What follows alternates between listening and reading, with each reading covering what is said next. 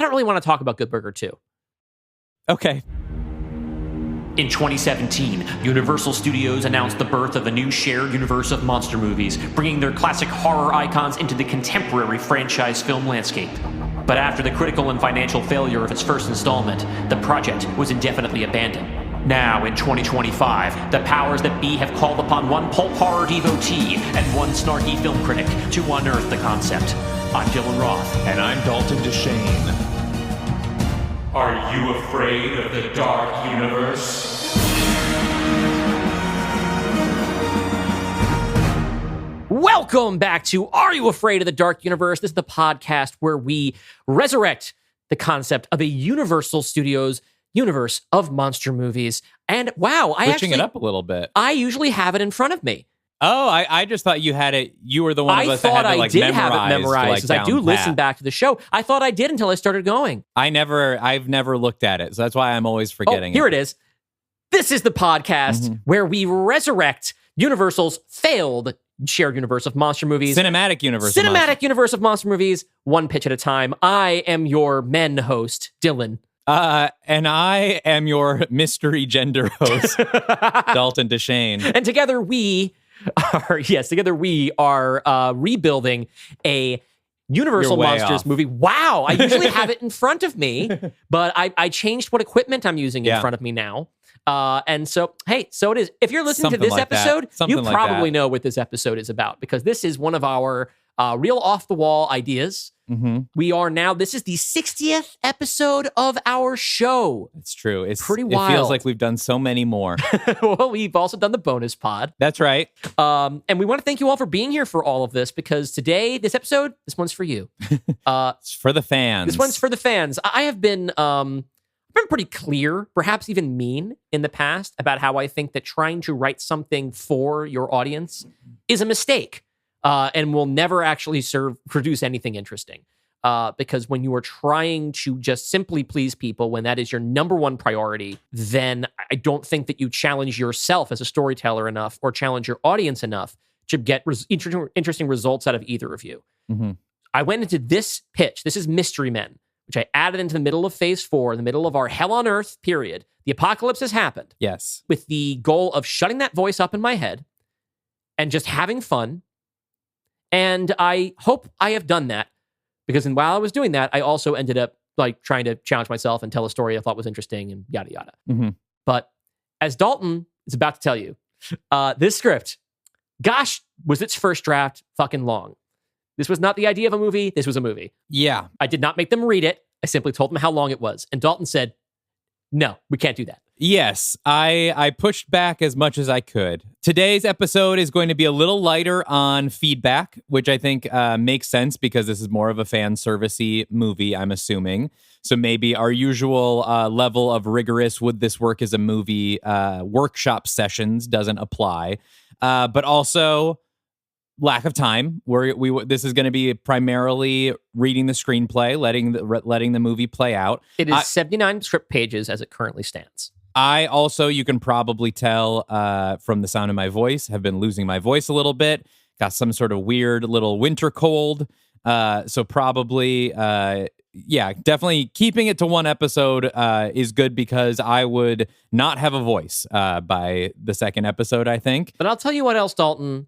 I told you this off the air and I'll tell you it again now. You're pushing back and asking me to rewrite this and condense it and make it into something that would be closer to the guidelines we set, which I did exceed by 2. This first draft was 30,000 words when you asked for 15. Your draft, yes, was double the length of our agreed upon cap. Yes. That we did both agree to. Yes, we did both agree to. Listen, I'm not saying my plan was, as I was writing, because you know that I did this more by the book than almost anything. I started doing a lot of pre-writing at the beginning. I made character nets. I wrote outlines. I beat it out the plot. And then as I was writing the plot, I do what I always do, which is I have to feel it out through the characters. So I just wrote the whole thing. And then I rewrote the whole thing and I messed with it. And when I ended up with it, I had a complete 130-page screenplay draft. And I thought, okay, I'll just condense it. And for reference, for those listening, 30,000 words is about as long as Death's Door was. Yeah. That's about the same length. That's a blockbuster feature script, right? And you had just done a similar thing with the leaner movie, right? where you were able to lean it down with your the old dark house at the end of the world into something that fit more neatly into this. This being a big action adventure script with locations and a big character web and set pieces and stuff like that, I just could not get it down to, this is basically a Dark Legion movie. I could not make it fit smaller. So I cut it and I cut it and I trim it, and everything that I trimmed down that I didn't want to trim, the script is better for it. And so your pushback, as always, I think one of the things that makes us a really good team, I would have just ran with it, and I think it was going to be pretty good. But the guidelines you set in place, even though I still broke them, but less, made the script so much better. And so, hopefully, first of all, there's no fucking way my next pitch is this long. There's just no way my silly baseball movie is going to be this long. You did say that about Mystery Men. Yeah, okay. We'll see what happens. But I think structurally, in terms of fitting the shape of a Hollywood blockbuster screenplay, this is my strongest script. Okay. And that's all I have to say about that. Dalton, what do the fans have to say? Yes, we have, of course, a number of fan predictions and expectations. I think this was one that people really love to go wild on because it is our fan service script. First of all, lots of predictions about ties to Mystery Men, of which I am not convinced there will be any. I think you may have just taken the title, and that's going to be where the similarities end, but we will see. But a lot of people are looking for connections. The biggest connection I think people are expecting is a tie-in to Casanova Frankenstein. For those who have not seen the original Mystery Men film, the villain of it, played by Jeffrey Rush, doing a frankly insane performance, it's wonderful, plays a villain named Casanova Frankenstein, which obviously would probably be the easiest thing to fit into our dark universe, given our Frankenstein family, our house of Frankenstein, if you will.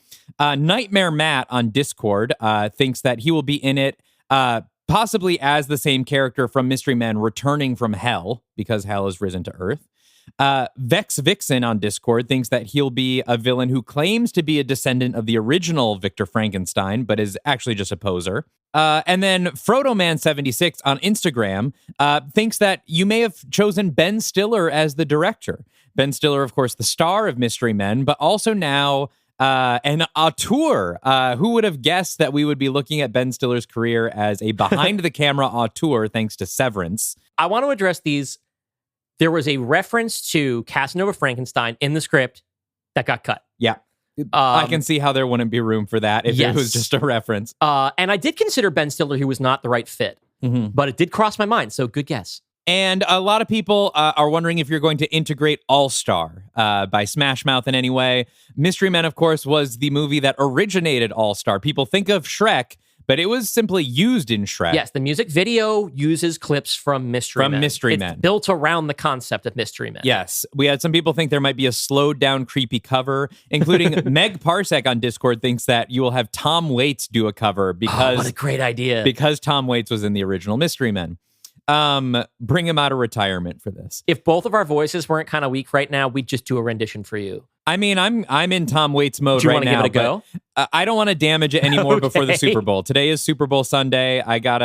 My girlfriend's a big Eagles fan. I got to keep some Go Birds in me for her. Go Birds. 007 on Instagram thinks that we will see reactions from characters as they see the members of the Dark Legion die in death's door, particularly the ones they're most associated with. So, for example, we might see Esmeralda and Quasimodo react. Well, no, Frankenstein already died. Never mind. But, like people who are tied to the characters who died in death's door will be reacting to their deaths. Andy from the Discord, predicts that this will have heist vibes, that this will be like a heist movie with all of our secondary characters. And Jenny Roth on Blue Sky wants silliness, please. We need a little levity. That's my sister, our one straight female listener. Hi, Jenny. Hi, Jenny. Your sister is very clearly not happy with our dour vibes we've been bringing to the show with Night of the Living Dead and Old Dark House. But yes, I have a feeling this one will be silly, and it is why I am not giving you a hard time about the length of the script on the air. We are going to have a fun time today. Mostly, though, I want to wrap this up with just a list of characters people want to see. Okay. These are all of the characters mentioned by people on social media that they either expect to see in this movie or want to see. As people probably know, this is a movie that you have teased will incorporate a lot of our secondary characters from either guest pitches or even some of our canon pitches. So here's a complete list of characters. Not that we've ever mentioned, but that people mention. Mm-hmm. No, even the whole chart. Snake Boy and the town from that we may return there. Esmeralda and Quasimodo, which I think is a safe bet. Irina from Cat People. Sophie from Village of the Damned. And finally getting an answer as to who the final sibling was in the Village of the Damned family, which was left a mystery in Avery's pitch. The Firefly family. Griffin from the League of Extraordinary Gentlemen. That was a blast from the past. Teen Wolf, Teen Mummy, and Lady Bufula. Hunter Schafer, we already know will be in it from Colossus the Forbin Project, but someone on Discord, I'm sorry, I can't remember who, wants to see her in a mech suit. The Shark Girl from Jaws. Chris Vale. Dart Girl, and a cameo from Bruce Campbell. Rachel Bloom's character from Jekyll X Hyde. Also Hyde, and the little girl that he stepped on in the opening scene of that movie. Smokey and the Bandit. Dave Bautista as Scott Pilgrim. David and Davidson following up on their holiday special post-credit scene. Freddy and the other haunted animatronics. Ayo Edebari's Jessica from The Thing That Couldn't Die. Charisse from The Black Cat and Return to the Black Lagoon. Jasmine Savoy Brown's vampire character from Van Helsing, who is a character I created and already forgot her name and didn't look up. Oops. Cameos from Ben Stiller, Kel, William H. Macy, Janine Garofalo, and Tom Waits, without mentioning that he's already another character in the Dark Universe. A literal flaming carrot in reference to the comics that Mystery Men is based on. And, of course, rat hands. Okay, well, we're going to jump pretty much right into the script here. I do want to say Sophie from Village of the Damned was once a pretty major player in this script. And I'll talk about more maybe when we get to the end of it, that she was one of the first people I wanted to be in the movie. And as I was trimming and as I was rewriting, the subplot that could go, the character that could be removed, and ended up really reshaping the themes of the movie was Sophie. So I want to apologize. I even was conferring with Avery Edison about the casting. I had chosen Abigail Thorne because that's as a special gift to the fan that curates our fan wiki, who cast Abigail Thorne on the wiki. Oh, nice. And then I told that I didn't know the wiki editor was making creative decisions. Making some creative decisions. Well, this is the one I was going to canonize, but Sophie does not appear, and there were a couple other cameos and stuff that I just had to get them. I had to clear them out to make room. So, but I'm sure that your full version will make an appearance on Discord, and maybe you could do a reading or something. I would love to do a reading of the original extended edition of this movie, which has a different ending, even because trimming that stuff out ended up reshaping a lot of the story. I think people would love that. I think if you did a reading on the Discord, that would have twice as much a third. 50% more, I'm doing the math in my head, 50% more fan service than you will already hear in the following less than 3 hours. If we decide to do that, then I will make sure to announce it on the air so people want to sign up and hear it. There's time. So I will announce it on the next episode if we do that. If people want to do it, no pressure. That being said, let's dive into the script. Do you want to quickly name your director? My director is Kathy Yan, the director of Birds of Prey. Interesting. The Fantabulous Emancipation of One Harley Quinn. It's the right manic energy, good team vibe, and also this actually I only realized this in hindsight, but my team is primarily women, so that also felt like a good match. And it's called Mystery Men, is that right? It's still called Mystery Men. Okay, we don't want to do a type Mystery Women, or I guess that doesn't have the alliteration. No, it doesn't have the alliteration. It's also not an all female team. Yeah, I'm not into teams that are one gender or another. I see just the fact that there just happens to be mostly women and some guys. It's okay, that happens in the reverse all the time in superhero teams, and nobody comments on it except for, of course, everyone on the internet. So we are ready to rock. Unless you have any further questions, Dalton, let's roll right the fuck in. Submitted for the approval of the fan base of Are You Afraid of the Dark Universe? This is Dylan Roth's Mystery Men. The cold open is a cool action sequence set at the Frankenstein Ski Lodge, where we see Quasimodo, played by Daniel Durant, Esmeralda Oprea, played by Graciela Brancusi, and also Elsa and Cassie Falk, played by Gwendolyn Christie and Meredith Eaton, respectively, defending the place from the first wave of demons after Death's Door opens. It's a lot of fun, lots of cool character introductions through action. We established that Esmeralda is a Deadeye sniper and that Quasimodo has a new signature weapon, a Quicksilver-infused chain that he whips around and sometimes wraps around his wrists like gauntlets. When they finally get the demons under control, Quasimodo sees that he has a Discord message from a user called Colossal Waste. As he reads it, we hear it read aloud in the voice of Hunter Schafer. Hey, sorry for cold calling, but I heard you know the Dark Legion. If you're still alive, please hit me up ASAP. Thanks. Emoji. Quasimodo stares at this message for a second, then says aloud in French, "What?" The build-up for that would be funnier if we just had 2.5 minutes of gonzo action. But now we cut to black. We now get the Universal and Dark Universe opening logos, and we jump into our Act 1. Under the opening credits, we see that London has descended into chaos. Monsters rise from the River Thames and rampage through the streets, slaying and devouring panicked Brits by the dozen. In front of Buckingham Palace, the British Army struggles to hold the line against demons with tanks, turrets, and a motley assemblage of soldiers, cops, and ceremonial beefeater guards. They're managing pretty well. Someone's even thought to arm them with Quicksilver rifle rounds and bayonets, and for the moment, there's a lull in the action. Then, the quiet is broken by the sound of drums. Ancient drums of war. They look up to find that an army of demons is advancing towards them from every avenue. These are demons of every shape and category, but there aren't a lot of super big ones. They're grunts, recruited to wage war by their general, a bald, broad-shouldered figure that marches at the front line with a massive sword strapped to his back.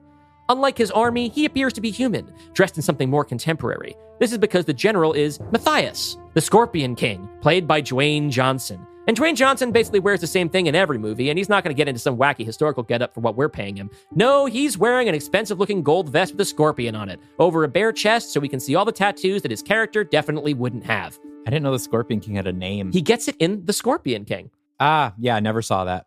Me neither. I watched clips. We're going to call him Matthias, because as much as in any of his other recent blockbusters, for all intents and purposes, he is playing Dwayne Johnson.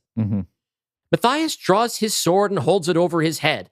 The army halts in response. Now, he alone steps forward towards the British line. The British commander, portrayed by Liam Cunningham, weaves through his men to meet him in no man's land.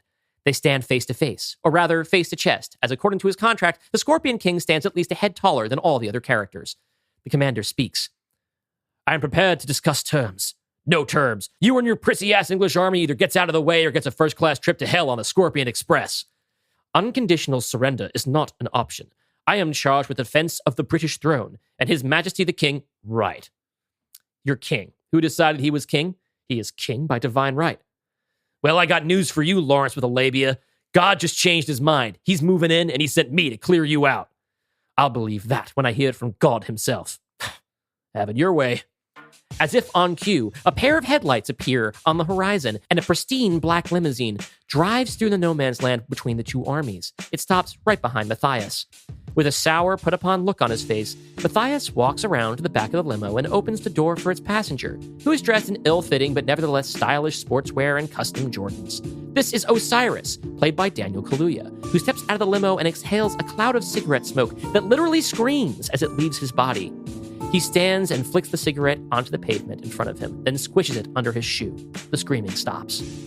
Every time we see Osiris on screen, he will have a cigarette in either his hand or his mouth. Osiris stands behind Matthias. "This guy doesn't believe you're God." Is that so? "You are not God." Well, I'm a god. Osiris. Life, death, judgment, fertility. "Bollocks." What? You want me to prove it? The British commander just stares him down. Fine. I've just brought your mom back from the dead. "What?" Yeah, just now. She's alive. The commander, his cool facade broken, looks around. But then where is she?" I don't know. Wherever you buried her. Look, I'll make you a deal. You're palace guards, right? Well, this is my palace now, so just keep guarding it for me, and we won't have a problem. Osiris takes a step towards the gate, and the commander blocks him. He draws his pistol. The troops behind him follow his lead and ready their rifles. "You are not the King of England." What difference does it make who's... Fine.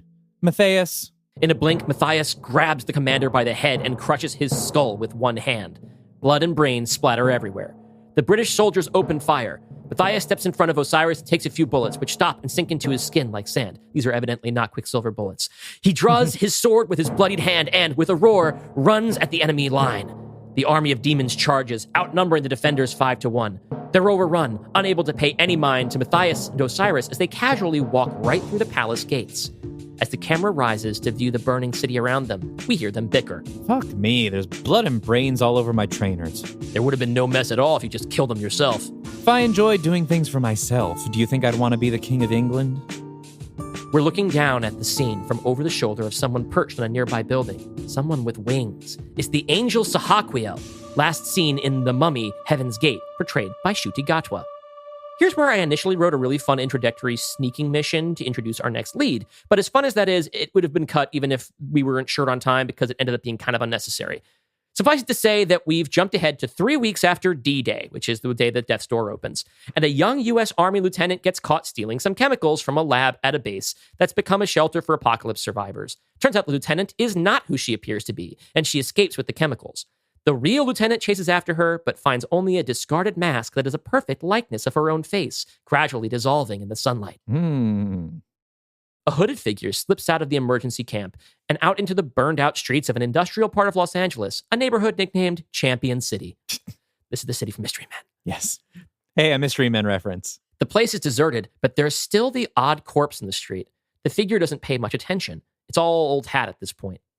Even when one of the corpses, dead at least a week, worm-eaten, desiccated, gets up from the sidewalk and starts shambling towards her, the hooded figure just picks up her pace like any woman does when she suspects she's being followed. These are the everyday threats of the new world.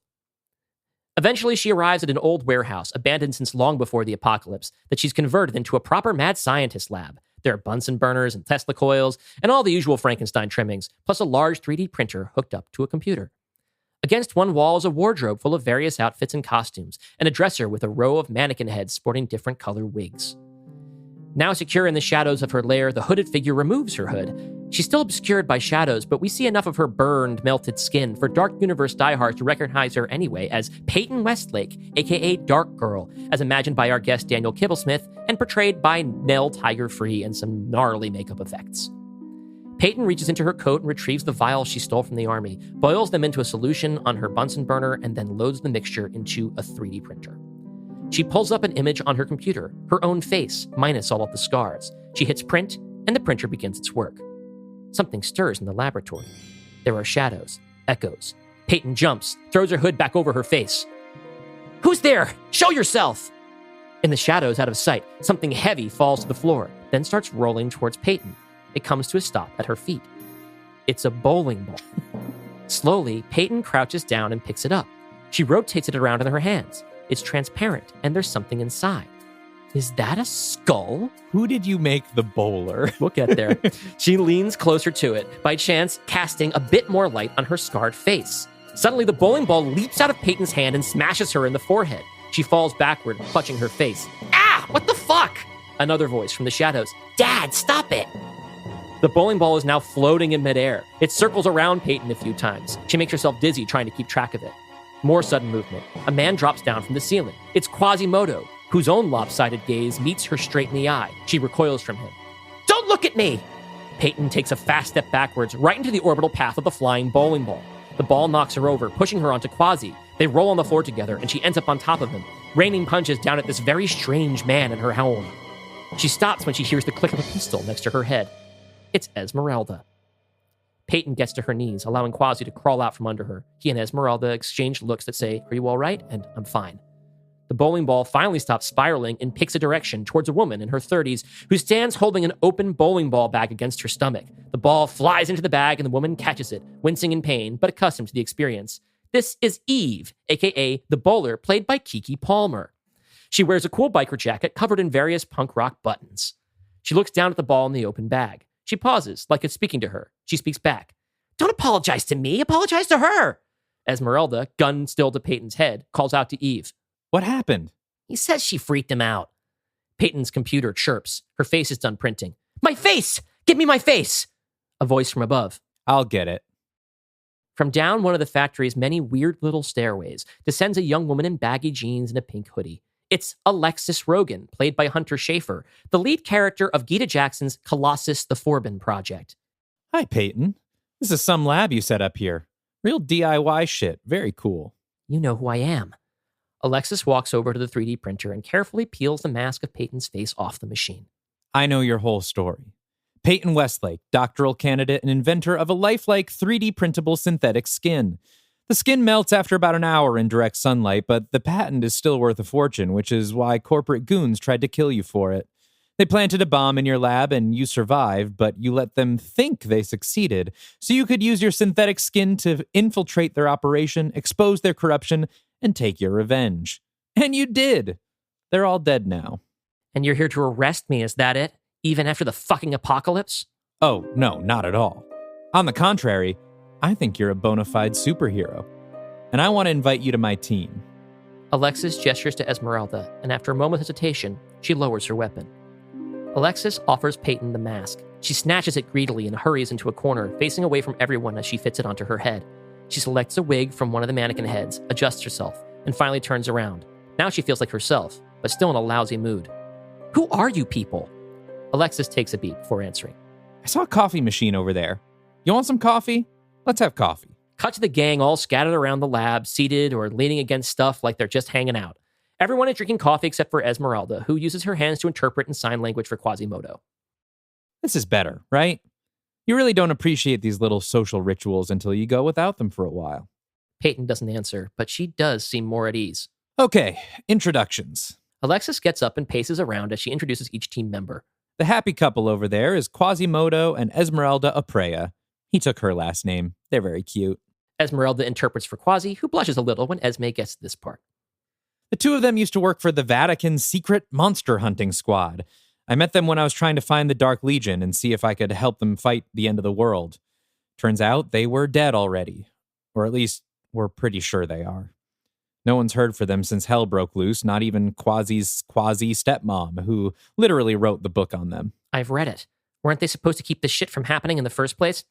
Yeah, well, they blew it. Eve leans back in a chair. The bowling ball sits on the table beside her, unzipped so that the skull is peering out from inside. That's Eve. They call me the bowler. Really? Why? Eve flips her off. Did I hear you call that bowling ball Dad? Uh-huh, that's him in there. He says, hey. We hear footfalls, and another young woman wanders into the room, taking it in. She's in her early 20s, conservatively dressed. It's Irina Dubrow, who has a last name now. First seen in Kill Your Darlings and played by Kaylee Spaney. Car's parked. She tosses a set of keys to Alexis. Peyton, this is Irina. Irina, Peyton. You got a magic power, Irina? I'm celibate. Peyton lets out a mean chuckle and turns her attention to Alexis. What about you, Alexis? What's your deal? Me? I used to rule the world. Peyton looks at Alexis like there was a squid on her head. Come on, let's take a walk. They've already heard this one. And because you, the listener, may have already heard this one, we'll skip past Alexis's longer intro for now. The Cliff's Notes is that she was one of the world's greatest hackers. And a few years before the end of the world, she got control of a supercomputer called Colossus that had incredible influence over the world's economy and information network. She tried to use it to do good, but it didn't stick. And then the world ended. She sees this as something that happened on her watch. And now, to make up for it, she plans on killing one of the evil gods that's taken over the earth. Now we cut back to Buckingham Palace and see how Osiris has been spending his time, inviting and /kidnapping various celebrities and luminaries and forcing them to endure his company, because that's what being king is all about. Matthias doesn't get it, so Osiris explains. That's what you bloody conqueror types don't get. Being powerful means people have to be nice to you no matter what level of shit you put them through. And the more they hate it, the more fun it is for you. I'm a creature that literally eats suffering. And let me tell you, making someone important debase themselves and keep a smile when they're doing it, that's fucking caviar. Meanwhile, we see that the Angels of Hawkwhale has been spying on Osiris from slightly out of phase with this earthly plane. He speaks to his commanding officer via some sort of celestial comlink.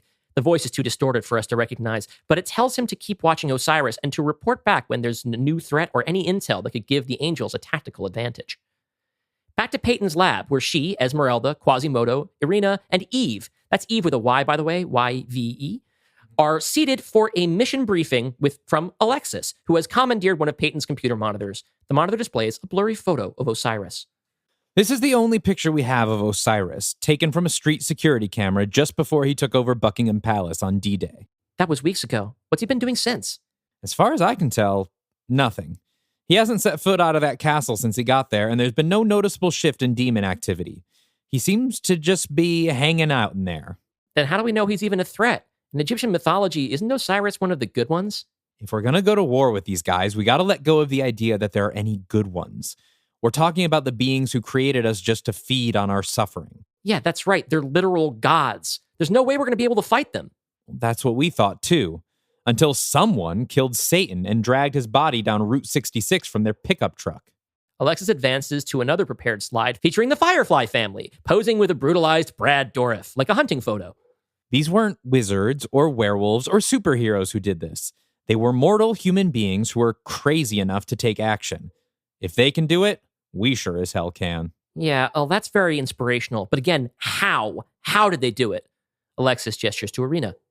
Your turn, Irina. Irina stands and takes Alexis's place at the front of the ad hoc classroom. As she does, Peyton asks, is this going to turn into a lecture about abstinence? The gods of death and the demons they command didn't evolve to survive on our plane of existence.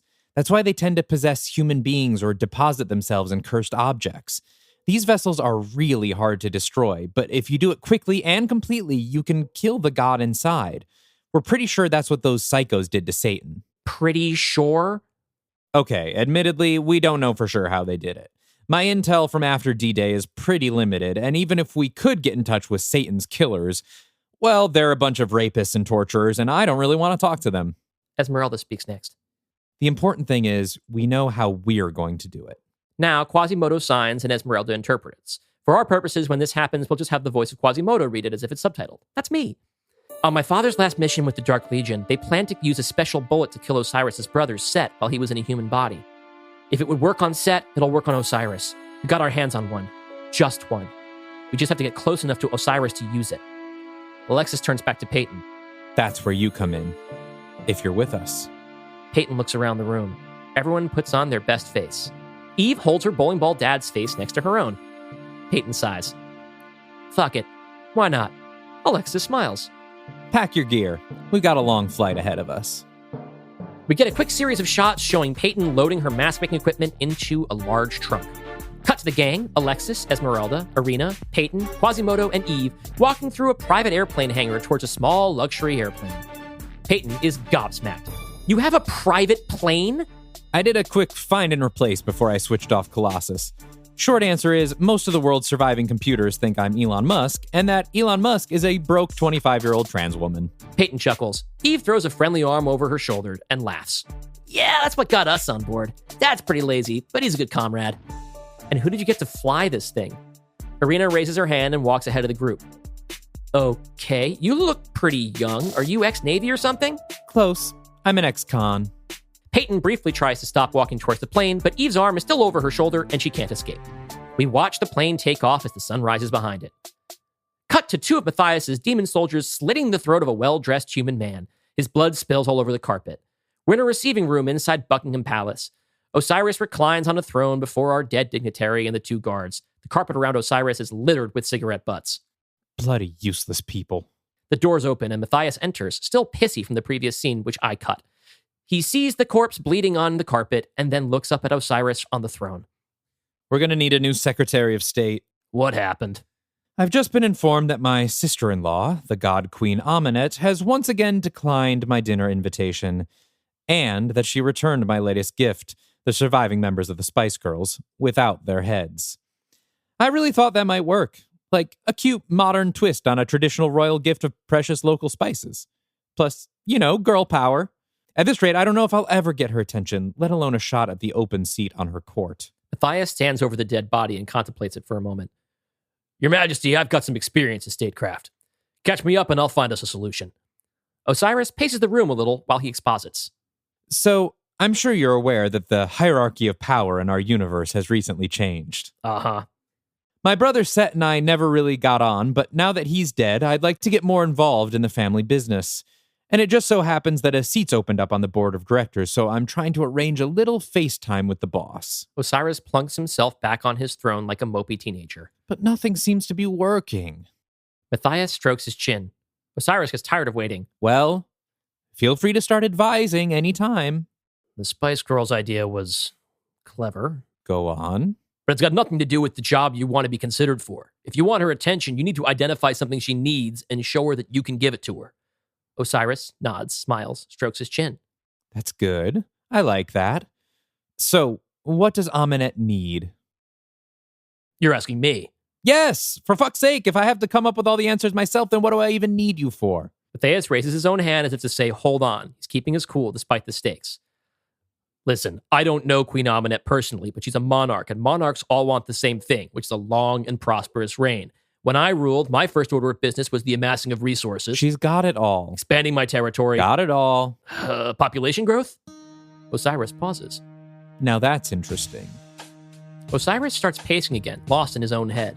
My kind doesn't really thrive in this earthly environment. It's why we typically walk around in human vessels like this one. He indicates his own body. Fact is, once we've tortured and killed all the humans up here and sent their souls to hell, we'll probably have to retreat back there ourselves. It's a lot of territory to leave up to the buzzards and cockroaches. Matthias steps up, projecting strength even as he performs Dephorus. What if it were possible to create a new breed of demons that's native to this plane?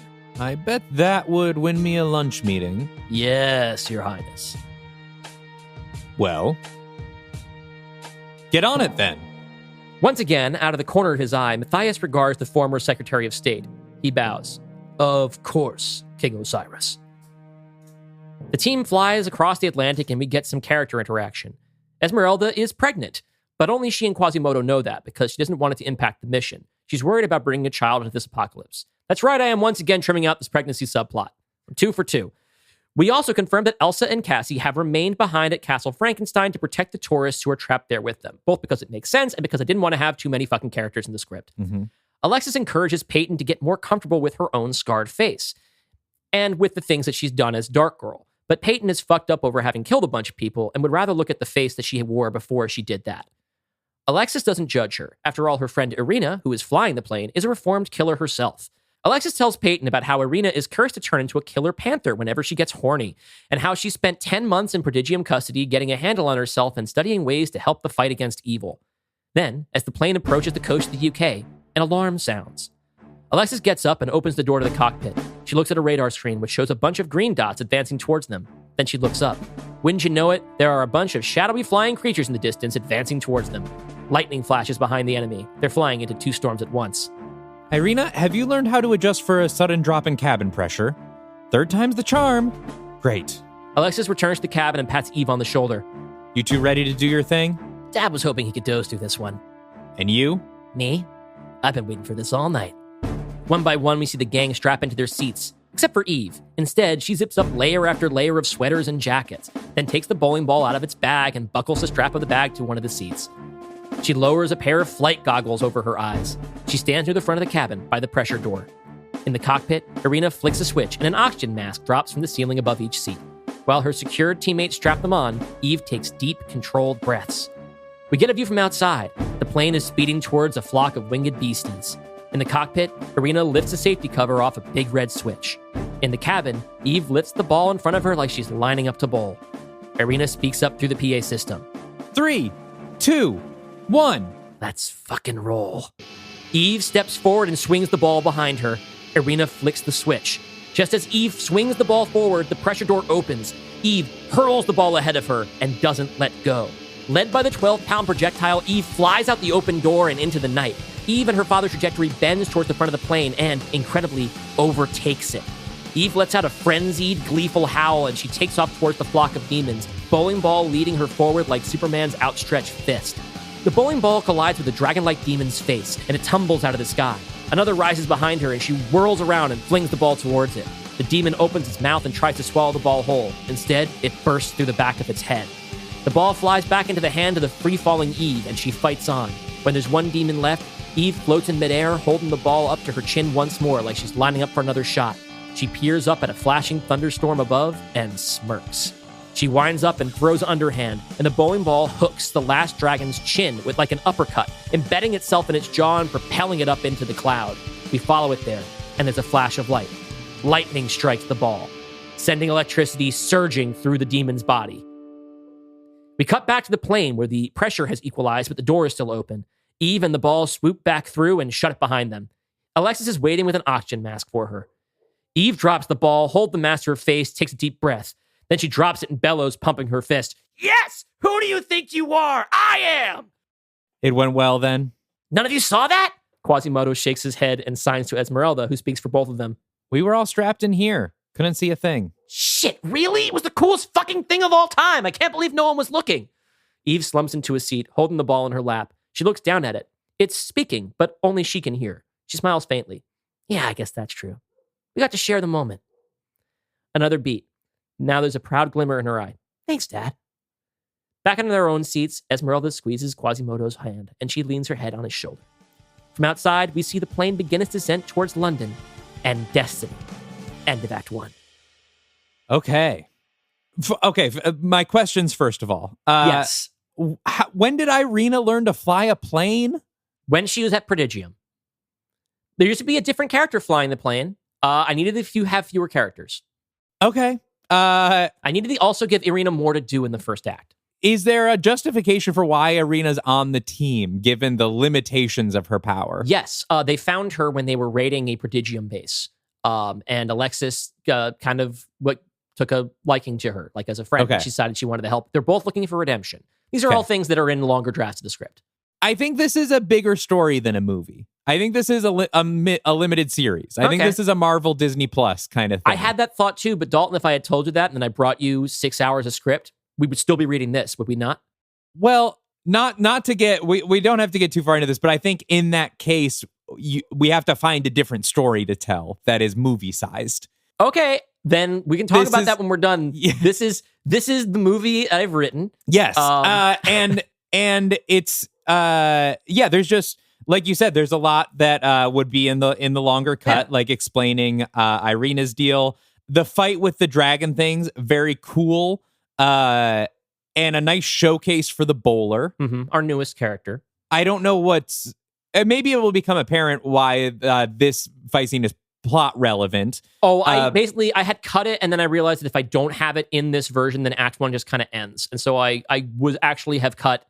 I did summarize it, and then when I realized we weren't going to do a director's cut, there'd be no other way to include it. I'm like, this still has to have the energy of an episode of the show, and I can't just have Act 1 be like, they get on a plane. Also, Eve fights some dragons. End of Act 1. Yeah. The dragons seem a little bit of a non sequitur because it seems like the goal is Osiris and the dragons aren't explicitly tied to Osiris. Okay. Well, the idea is that they're just sort of an environmental hazard, right? All right. So the idea is that the coasts and all this stuff, it felt ridiculous for them to just be able to, in the middle of the apocalypse, just get on a plane and fly across the ocean and not meet any resistance. So the idea is that there are demons, that they live in the UK. Some of them are poaching for airplanes. Okay. There's a lot of really fun stuff in there. Of course, I love the inclusion of the bowler, that we do have a Mystery Men tie-in. Will there be an explanation of the bowler in this draft? Just like in the original Mystery Men, we will not know how the magic of the bowler works or how he got his head in the bowling ball. If there's a curse of some kind, we're left to learn that. We do, however, learn the identity of the head in the bowling ball. Okay. I assume maybe we'll learn how Alexis met the bowler, or maybe just found her in her computer search. These are all sort of little shortcuts I had to make in order to make this, again, trying to make this story fit in here. Yeah. This is we're starting with an established super team. If you want to hear all their origin stories, there are tie-in comics for that. Got it. Okay. Yeah, I think really this is probably a 6 episode series, which then we would be able to include all that stuff, which would be fun. Okay. But this is very fun. It's got all of our favorites. I do love the action of the bowling ball scene, something that Mystery Men simply did not have the budget for in 1999, or maybe the technological capabilities. And we got the good old Scorpion King in here. Yeah, I don't really have much feedback beyond that. It's a romp. You know, that's what I wanted. I wanted a romp. We're having a romp. Let's just keep going. Let's keep bowling on through here. All right, cool. Of course, you've got your cute references there to who do you think you are? I am. Yeah, the hierarchy of power. That was some of the who do you think you are? I am thing that getting cut from the version that didn't have this scene was like, oh man. But the only I can't put it back in just for that. I'm just realizing that when I was putting the structure together, like, Act 1 can't just end. And also, I cut the other action sequences from Act 1. The prologue is gone, and the sneaking chase sequence is gone. We need one for the audience that's listening to the show. Yeah. So I put that's the one that I kept in. It was the one that felt most important. Also, I want everyone to get a taste of how fun Eve is and the fun that she and her dad are having on this adventure. Yeah. Great. Let's keep going into Act 2. Oh, one last thing. The only time that I broke my rule of anything I think of that's cute that I would normally cut, I'm cutting out, was when she bowls a literal lightning strike. It is not remarked upon. It is something for the audience to laugh at. She doesn't say strike. Yes. Now I've done it, so the experience is ruined. I just want everyone to know I did think of it. The joke is on there. purpose. The joke is there for you. Let's move on to Act 2. Yes. Act 2. In the bowels of Buckingham Palace, there's a secret scientific facility where, under the whip of Matthias's demon soldiers, dozens of humans in lab coats are forced to toil on various projects. Imagine something like the MI6 Q branch offices from the James Bond series. Stone walls, high ceilings, lots going on. Osiris climbs down a metal staircase into the chamber. Next to one of the scientists stands Matthias, who inspects something on the counter in front of them. One of our scientists says he's made a breakthrough. The scientist in question turns around. He's a very pale man with a crazy look in his deep-set eyes. It's Igor Waldman. Wow. Last seen in the first cut. holiday special and portrayed by David Dastmalchian. He gestures to a gold, silver, and brass device on his counter, shaped sort of like a steampunk ray gun. Pretty. What is it? I call it the psychofraculator. It creates a ray of free deviant chaotrons that penetrate the target's synaptic relays, surfacing their most terrifying thoughts and fears, and gives birth to a new creature in their image. May I? Please. Osiris picks up the psychofraculator, examines it, then casually aims it at a nearby scientist and fires. The device emits a beam of red energy that envelops its target. He screams, and the rest of the scientists in the room duck and cover. He shakes, seizes, falls to his knees, and claws at his own face. The glow gradually fades, and the target lies shivering in a fetal position. Osiris, Matthias, and Igor stand over him. Is that it? I should have known this guy was full of it. His last job was at a ski lodge. Well, I hope we didn't need this guy. Probably not. He's a virologist. I had him working on a potential. Suddenly, the man sits up, clutching his head, and screams even louder and higher than before. The top of his head splits open, pulled apart from within by 6 long metallic legs, like those on an insect, but even more simple and regular. The legs pull outward, and the rest of the creature crawls through the hole, peeling off the scientist's body like a cocoon. It stretches out, revealing itself to be a giant human-sized bacteriophage with 6 legs connected to a cylindrical body and a prism-like head. Inside the prism swirls macroscopic chains of DNA that race around at speed like a film through a projector. When light passes through it, a hologram of a screaming woman's face appears in front of it. Miniature versions of itself crawl around its body like a colony of ants. Osiris steps forward and examines it. He nods. Oh, I get it. Very nice. Very scary. Osiris lifts the back of his hoodie and stuffs the psychofraculator under his belt. Build me a bigger one. Yes, Your Majesty. I don't think I do get it. What did it do? It created a demon based on the thing the virologist fears most. It's a big old virus. Oh, okay. With a little pep in his step, Osiris walks up the stairs. Igor looks back at the newborn demon with astonishment, reverence, and abject terror. As we did during the invasion of Buckingham Palace, we pull back into a higher corner of the room and observe from above. There's a winged figure clinging to the ceiling in the furthest corner of the laboratory, translucent, warping the air like a predator. For us and us alone, the veil around the winged figure drops, and we see the angel Zahakwiel. He speaks to no one visible. Command, you wanted to hear about any serious developments? I believe this qualifies. After landing in occupied London, our heroes do some recon and come up with a plan to infiltrate the palace. They learn of King Osiris's weakness for celebrity, so they're going to give him one, but it'll be Peyton in disguise. However, since there's no reliable internet access for gathering photo reference for her mask, the gang has to flip through hundreds of tabloid magazines and see who they can find the most pictures of. Montage time! The gang flips through tabloids, ripping out pages featuring photos of various celebs on red carpets or out for a jog. Whenever someone finds a potential match, they put it on the respective pile. There's a pile for actress Emma Watson, there's a pile for pop star Dua Lipa, etc. We cut into the montage for a bit and find Irina approaching Peyton, who would much rather clip photos than talk to her. Hey, Peyton. Alexis tells me you and I have something in common. Alexia should mind her own fucking business. Okay, well, I know it's a lot to live with, taking a human life. And if you ever want to talk about it... I really don't. Thanks. Irina decides she's done her best and goes to find somewhere else to clip photos. When they're all finished, one pile is easily 50 times taller than the rest. The Duchess of Sussex, Meghan Markle. Peyton shrugs. Okay, I'll scan in the data. Alexis stops her. Wait, hang on. You're not really gonna... What? She's black. And? You're gonna do this infiltration in, Alexis looks at Eve at the corner of her eye. No, go ahead, say it. blackface? We have the most reference for her by far. She's a royal, so she has a plausible explanation to show up at the palace. Plus, she's American, and I can't do a British accent worth a damn. Esmeralda steps in. Alexis, this isn't a performance. It's spycraft, and spycraft isn't always tasteful. Irina clears her throat and indicates Eve. Oh, would you like my input? I'm sorry. It's just you're the only black person here. I noticed. Peyton looks to Eve now. So? Eve throws her hands up. I don't want to make this decision. I'm not your arbiter of wokeness, okay? Once again, out of the loop from this rapid-fire argument, the hard of hearing Quasimodo just walks away and sighs. He goes looking for a snack machine. Irina tries to mediate. What if Eve wears the mask instead? Is that better? Would you people stop volunteering me for things? It doesn't matter. The printer's only configured for me. I don't have the equipment here to refit it. Alexis tries to take charge. What's the next biggest pile? Dua Lipa. That could work. Peyton rolls her eyes. Oh, you don't mind that she's half Albanian? Irina asks. Albanian isn't white? Esmeralda and Eve answer at the same time. No. Yes. Does it matter to anyone that I can't sing? Eve scoffs.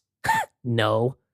Alexis rebuffs. Hey, she's got a really pretty low range. Look, if our plan is going to work, I need to get inside the palace and find a vulnerability in their security so the rest of you can sneak in. Now, we can do the version of the plan that may offend our cultural sensibilities and would piss off people on the internet, which I remind you, no longer exists. Or we could bet our lives on my ability to hit an A below middle C in an English accent. So, what's it going to be? Smash cut directly to a polished wooden door opening to reveal, Hi, I'm Dua Lipa. So nice to meet you. Dua Lipa playing herself, sporting a big smile. Argyle's own. It is her only feature film acting credit. I have not seen Argyle, and I probably never will. I thought Dua Lipa was already in the Dark Universe. Then I realized that's Charlie XCX. No, I actually thought about using Charlie XCX, and then I realized that we'd already used her in the Dark Universe. In fact, there was a point in this script where we were going to see the Brixton Bloodhounds die. And so not only would she be in the universe, we will have seen her die, and then she would appear as Charlie XCX, which would kind of be funny. That would be kind of funny. Too complicated for this bit.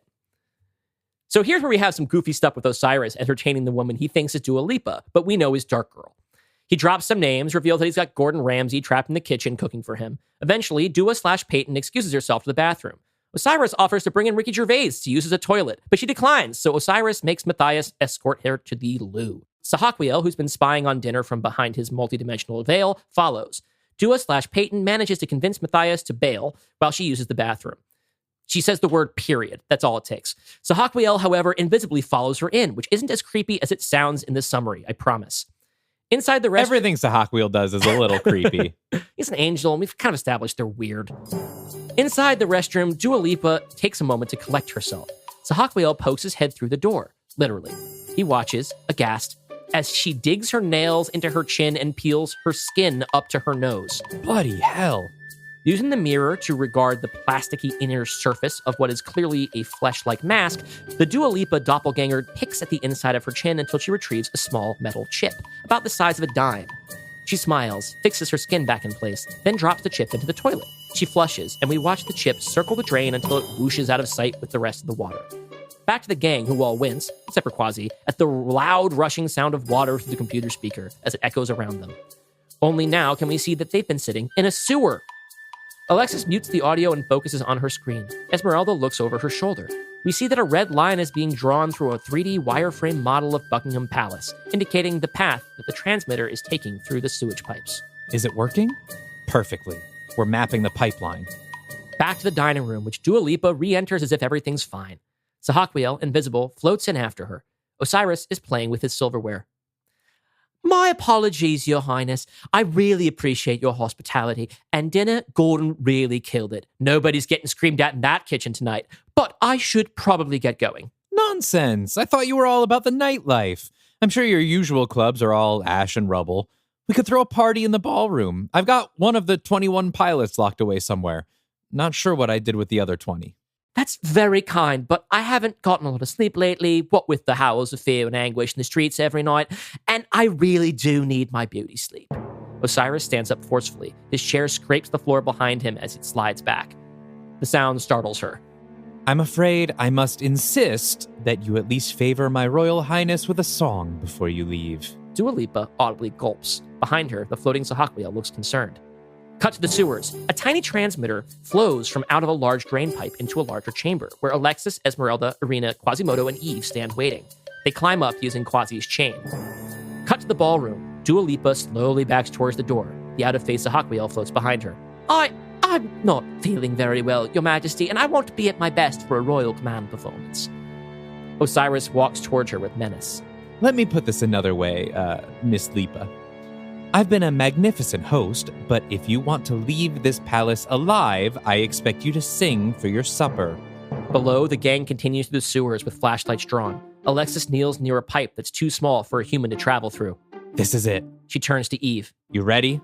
I'm not the one you have to worry about.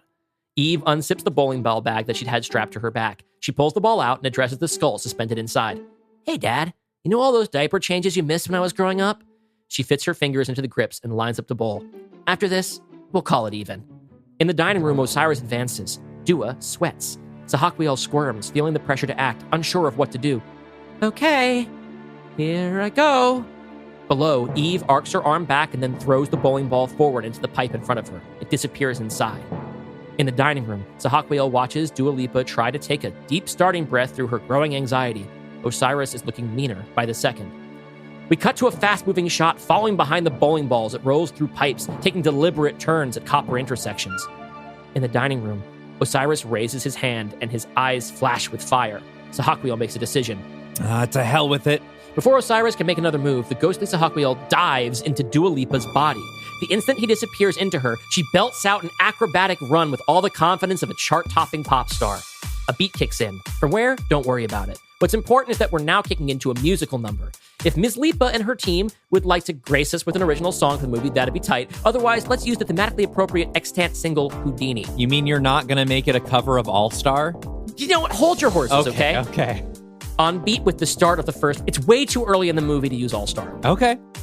On beat with the start of the first verse, we cut to the bathroom where Eve's bowling ball dad blasts through the porcelain toilet bowl. It bounces off the mirror, shattering it before landing with a thud on the marble floor.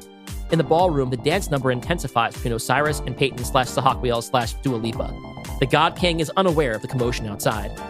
A pair of spindly humanoid demons arise at the bathroom door. One of them pushes the door open and is surprised when something heavy rolls out and comes to a stop at its feet. It picks it up in its claws and holds it close to its face. He looks into the skull's hollow eyes. What the fuck is this? The ball leaps out of its hands and smashes its face, then swings over to nail the other demon in the temple. They both stumble to the ground in pain. We follow the ball as it rolls back to the open bathroom door and arrives at a pair of soiled black boots. A hand reaches down and picks up the ball like a pro. We pan up a woman sopping wet clothes until we arrive at the soiled but smirking face of Eve. Obviously, you're not a golfer. Fight! Throughout the action, we cross-cut between the bloody fight sequence and the increasingly flashy dance number. In the bathroom, Alexis and Irina take cover. Alexis pulls an ornate pistol, or whatever weapon Adelaide used to shoot Victor in Van Helsing, which I imagine looked cool, and loads it with a bullet that glows and sparks with an uncanny energy. Irina shouts over the mayhem outside. Are you sure you don't want Esmeralda to take that?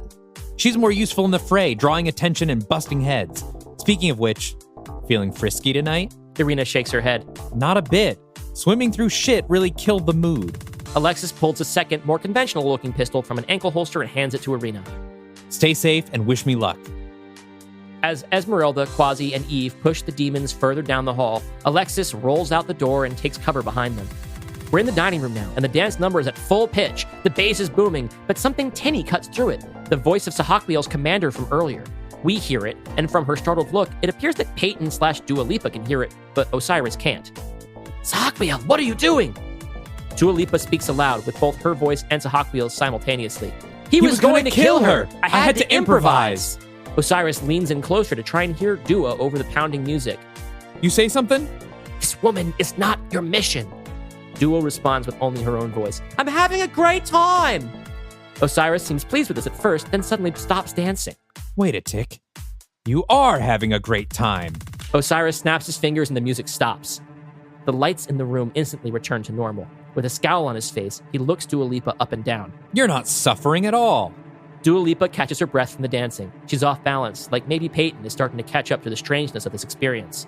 Osiris grits his teeth and pulls back his arm like he's winding up for a punch. You're positively glowing. Instead of punching her, Osiris grabs Dua by the throat and squeezes tight. Reflexively, her hands clasp onto his, and she struggles for air. As Osiris lifts his arm, Dua Lipa doesn't rise with it. Instead, his fingers seem to dip past her skin, grabbing hold of something hidden underneath. Dua's body glows with golden light. The skin on her face ripples. Osiris strains and growls as he rips a second luminous body out from inside Dua Lipa's and throws it against the dining room doors. The doors break off their hinges and Sahakwiel, now fully present in our realm, struggles to get back to his feet. Dua Lipa collapses to the floor. At first, Osiris ignores her, advancing straight towards Sahakwiel. A Moloch. A fucking traitor right under my nose. In my home. Sahakwiel finds his footing. This is not your home, Osiris. Well, it sure ain't yours. We burned your heaven to ash.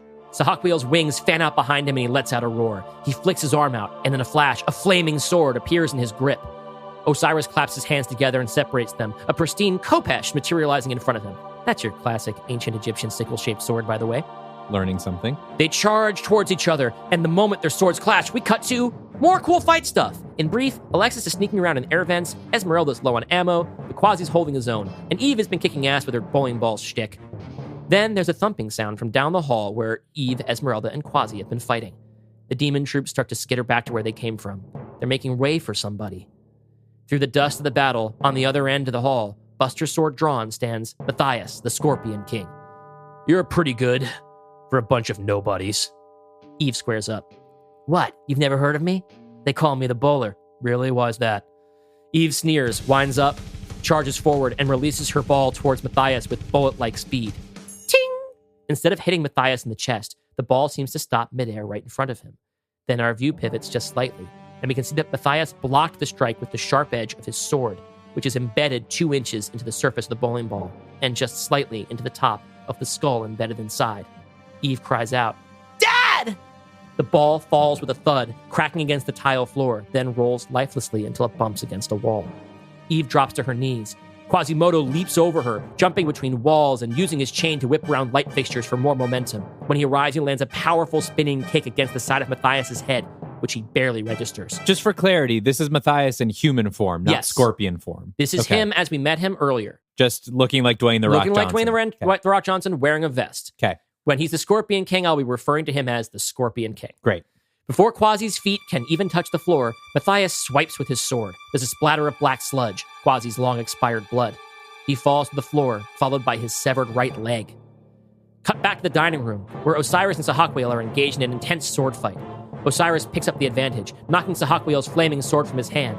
Sahakwiel is on the defensive, trying to avoid strikes and get back to the sword.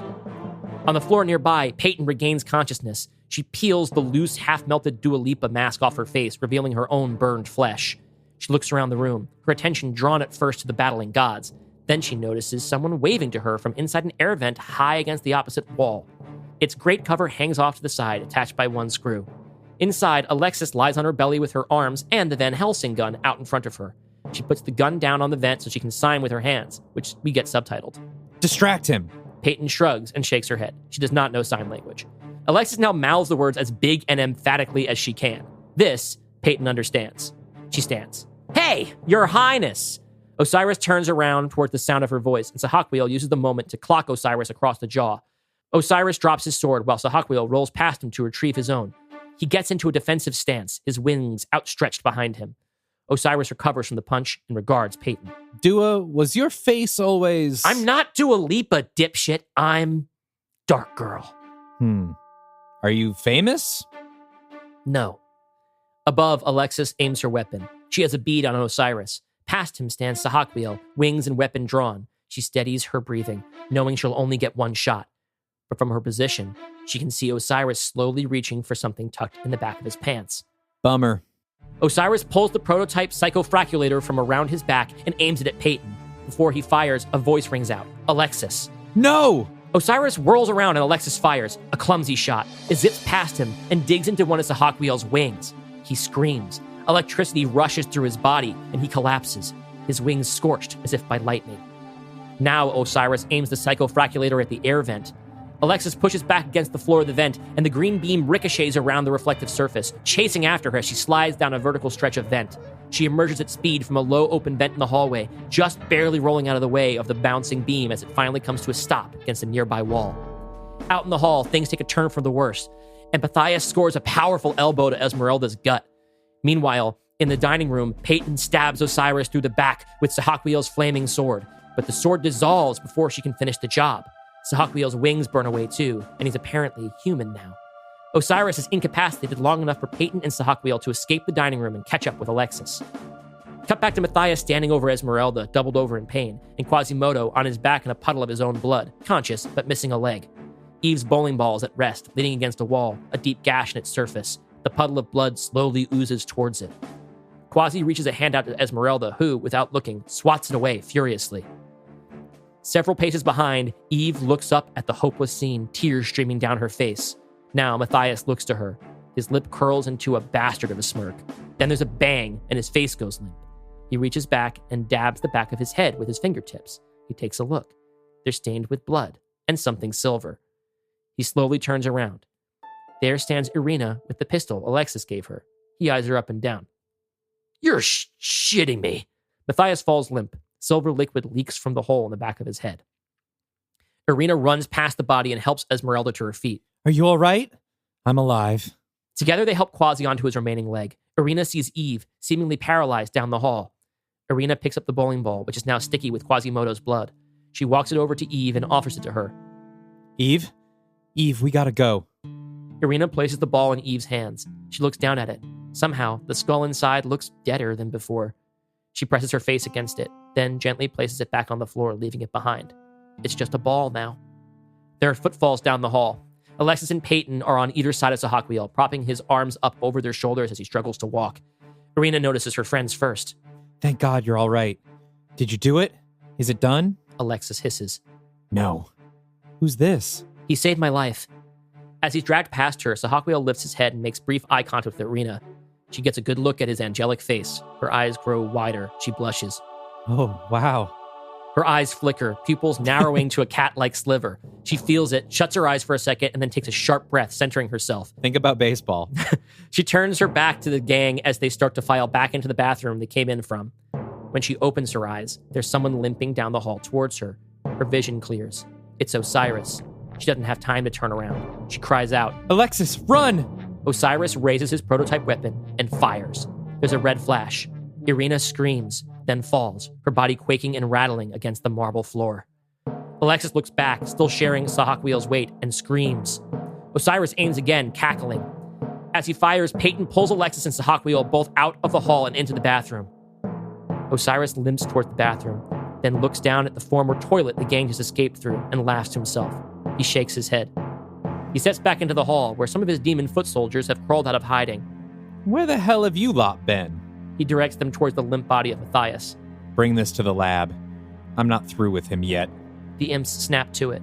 While they work, Osiris's attention is drawn to Irina's body, rattling on the floor. We watch his face as we hear the sound of her skull splitting open and something new emerging from it. A smile spreads across his face. And that's where we'll take our break. All right.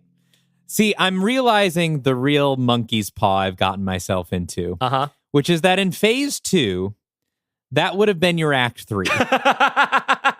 It was so important to me that be the midpoint of the movie. And the movie because I was remembering Werewolves of London. And the movie would be over.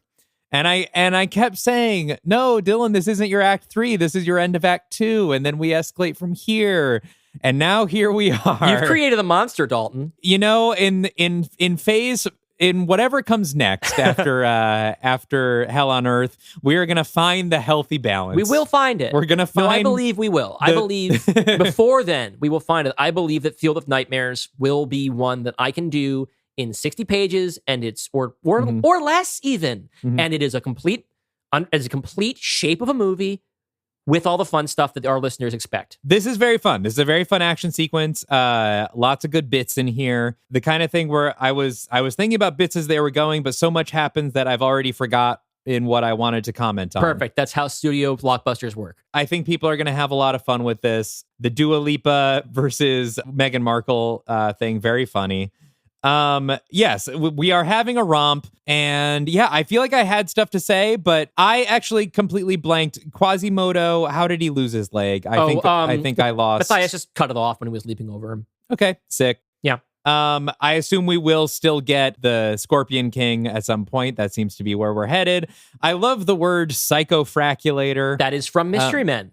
Oh, That is it? Which one is the psychofraculator? The name of the psychofraculator is Casanova Frankenstein's machine. And and his description of how, and Igor's description of how it works is taken directly from the screenplay of Mystery Men. Okay, so we do have a Casanova Frankenstein reference, and it's Casanova Igor. Yes, Igor. I mean the thing is that the device in Mystery Men, what it does is it warps your mind. Mm-hmm. And it's supposed to be like some kind of terrifying experience. And it felt like it was compatible with an idea. I came up with the idea they wanted to make these new demons, make them out of fear. And so it's like, oh, I can make this version of the machine. Yes.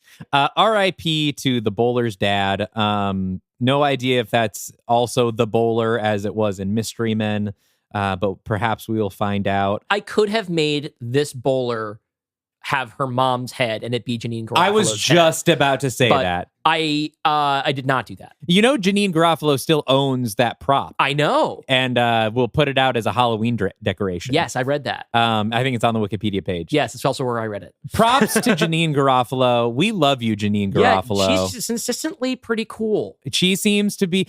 All of her characters like ad-libs in that movie about like supporting independent film and stuff. And I'm like, oh, that's just Janine Garofalo being herself. Uh-huh. I love her. Janine, come on the show. We'd love to have you here on the show. Please come on the show. You can Ben pitch Stiller, your come on own the The show. Bowler movie. It can be its own universe. Will spawn its own thing. You pitch whatever you want. Out of everyone in Mystery Men, I think Kel would be the one we could most easily get on the show. I would love to get Kel Mitchell on the show. I have so many questions. Kel, if you're listening, we love you. We'll have orange soda in the fridge for you. Mm-hmm. Please come on the show. Unless that's annoying. Or like, unless it's an annoying fan thing where like everybody for 30 years has been offering you orange soda and you hate and you're it. Sick of it. In which case we won't mention it. Yeah, You'll never hear us say it. We won't ask you who loves it. Put it in your, just send us your rider and specify whether you do actually love orange soda. You do. Ooh. Yeah, it's a special treat. We will only talk to you about Mystery Men. We won't ask about Good Burger at all unless you want us to. Well, they just came out with the Good Burger sequel. I've seen it. Maybe he wants to promote it. Is it any good? I don't really want to talk about Good Burger 2. Okay, that's fair. Especially if we're going to get Kel on the show. Unless you have really Kel, good don't things. listen to that last part. Go back and unlisten to that part of the show. All right, well, we're going to take a break. It's fine. When we come back, we're going to dive into the rest of Act 2 and see where all this insanity takes us. Keep listening. Actually, this should have a clip from our bonus pod. Yes, it will, where we will be doing our studio mandate pitch for Into the Woods. Into the Woods. Which I have some fun ideas for. Here's a clip.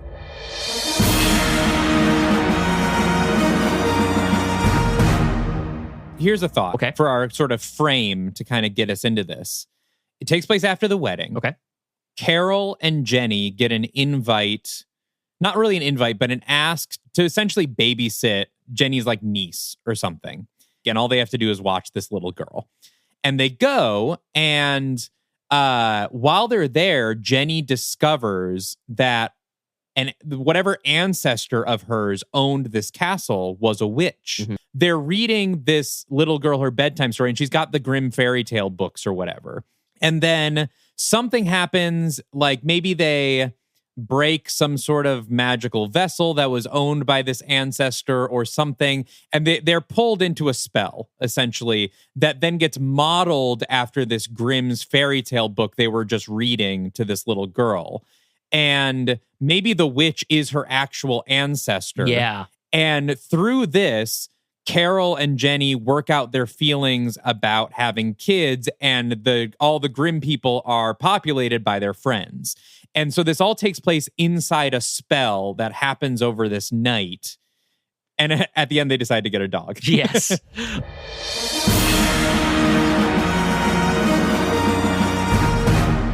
We pick back up with the surviving gang as they trudge through the sewers of London. Alexis is distraught over Irina's death and her failure to kill Osiris. Quasi is concerned about Esmeralda, the pregnant lady who just sustained a powerful blow to her gut. She's fine, and she's mostly frustrated with Quasi that he's treating her like she's delicate. Oh yeah, and Quasi's leg is missing. So Hawkwill. So is he hopping or is he swinging? No, they're carrying him. Oh, okay. Yeah. So Hawkwill, who confirms that he's been turned human as a result of that stray super bullet, catches the rest of the gang up on the part of the plot that they've missed. Osiris has his people building a mega psychofraculator, which will turn every human being within a significant radius into an incubator for a terrifying demon based on their own nightmares. Oh, it's the first X-Men movie. Yes. Alexis is pissed at Sahawkwill for not killing Osiris as soon as he arrived there. If he had, after all, Irina would still be alive. Sahawkwill simply states that killing Osiris wasn't his mission, though he won't disclose what his orders actually were. Eve, who's just lost her father, doesn't have a lot to say to anyone right now. After wandering the sewers for a while, the gang ascends to street level and finds shelter in an abandoned house in a part of the city that demons have already wrecked and abandoned. Osiris visits the lab to go check on the progress of the mega psychofraculator. Igor informs him that it's ready for testing, but there's a problem. If they activate it, all of the human scientists who work to maintain it will also die and give birth to demons. He suggests building an energy shield around the palace that would protect those working inside from the effects. Osiris tells Igor to bring in human laborers to build the shield generators so that the project can be completed on schedule. Master, though I live to serve you, I am but a humble mad scientist. Conscripting laborers falls outside my expertise. What are you talking about? You rounded up all these people, didn't you? No, I beg your pardon, Master, but that was Matthias. Matthias? The Scorpion King? Right, him. Osiris digs through his pockets until he finds a crumpled up piece of paper. Without another word, he wanders over to a different lab station, where Matthias's body lies on a slab. He approaches the nearest scientist, this one played by Diane Morgan, best known for playing the fictional journalist Philomena Kunk. Hey, you there, lady scientist. I got something for you. Yes, Your Majesty. I've invented something. The next form of the Scorpion King. Osiris hands the scientist the crumpled paper. She looks at it. What do you want me to do with this exactly? Build it. Take what's left of that guy and make it into this. The lady scientist looks skeptical. Look, it's not that complicated. I've just handed you the blueprints. Just take what I drew there and put it together exactly how I drew it. By tomorrow morning, please. I've got work for him. He walks away, leaving Lady Scientist, which I've capitalized LS, Lady Scientist, like it's her name, to stare at the paper, trying to make sense of it. Finally, Osiris visits one more station, where a third scientist is running an object through something that looks like an airport X-ray scanner. An object moves through on a conveyor, and when it comes out the other side, we see that it's Eve's bowling ball, still cracked from where Matthias cut it with his blade, and still stained with some of Quasimodo's blood. Some of the blood has started to sink into the crack left by Matthias's blade. All right, your turn. The crew that came and tried to bump me off left this behind. What is it?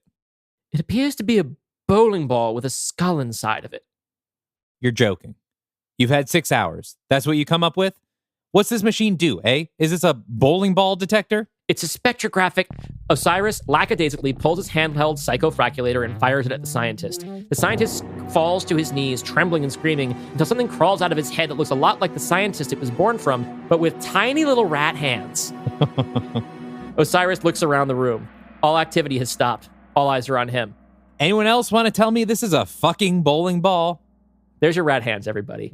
Rat hands is now real. It's walking the earth. It is a demon that is a scientist whose hands have been shrunk into little rat hands. And it's consistent because he's probably afraid of the comic book. Exactly. Yeah. There was no proper way to canonize an existing rat hands because, as our patron and friend Luke Coltreg on the Discord has outlined in a very interesting and very abstract screenplay, this rat hands is an idea, okay, that has been tinkered with for generations by everyone has their own rat hands. So I made mine. It's not discounting anyone else's. Cut to outside the house, where Esmeralda inspects one of the gunshot dead bodies that's been left in the street. She lifts one of its legs and measures its length against her forearm. She drops it, then walks over to the next one. Cut to the second floor of the house, as Peyton grabs some fresh linens from a closet in the hall. She ducks her head into one of the other bedrooms, where Eve is sitting on the bare bed, looking hollowed out. I brought sheets. Thanks. Peyton considers dropping them at the door and moving on, but decides to walk the linens inside and place them on the foot of the bed. She gets a good look at Eve and recognizes the loneliness of grief. I'm sorry about your dad. Thanks. You want some company? We cut to Quasi and Esmeralda as she stitches a new leg onto his bloody stump, which quickly heals together into a new functioning limb. They talk out some of their feelings about the close call they just had with the pregnancy, and both end up feeling better about it. It's very cute. Cut for time. This, by the way, is where she says, "Way to go, Casanova Frankenstein." To which he replies, "Hey, it's a Preya now." Back to Eve's room. She and Peyton sit facing each other cross-legged on the bed like school kids. What was he like? He was funny. I always hoped he'd be funny. I didn't know him growing up. Mom wanted it that way. She never wanted a partner, but I always wanted the dad. She never volunteered any information about him, and we never met while he was alive. Then one day, this package shows up at my house. Now, I'd gone bowling maybe twice ever, but this was the raddest fucking bowling ball I'd ever seen, so I had to show it off, you know? So I go bowling, and I crush it. I mean, it's like I've been bowling my whole life. So I'm wilding out, and I hear this voice say, "Yeah, far fucking out, man." And I don't see anybody. The fucking bowling ball is talking to me, and nobody else can hear it. But we just keep bowling, and it's so obvious right away that we are bowling, that we're rolling every frame together, even though that's impossible. And I should be scared, right? Because this is some Twilight Zone shit. But I'm not. Because even though we wouldn't actually work it all out until a little while later, part of me knew instantly that what I was hearing was my father's voice. Eve flicks a tear from her eye. And everything was okay. Peyton hands her the corner of a pillowcase to dry her eyes with. What was his name? Eve laughs, cries through it. She smiles. His name was Jeffrey, but nobody called him that. Dalton, do you know who the dad is? His name was Jeffrey. He's a bowler.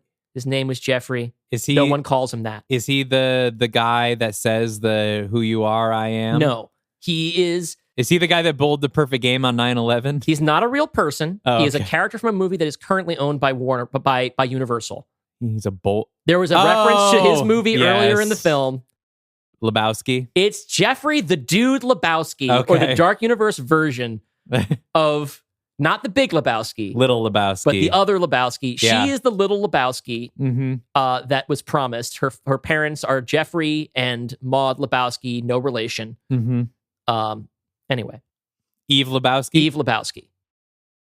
Now, so it's Jeff Bridges is not. It's the Dark Universe version of it. It's not. I've not So exactly canonized the Big Lebowski because I wanted Keke Palmer for this. yeah, I was gonna say the genetics. Genetically, maybe. she can't be Jeff Bridges and Julianne Moore's daughter. No. So in this universe, these characters are black, or at least one of them is. Yes. It was the kind of thing where, like, at first I thought that I was going to put Maya Hawke in this role. Mm-hmm.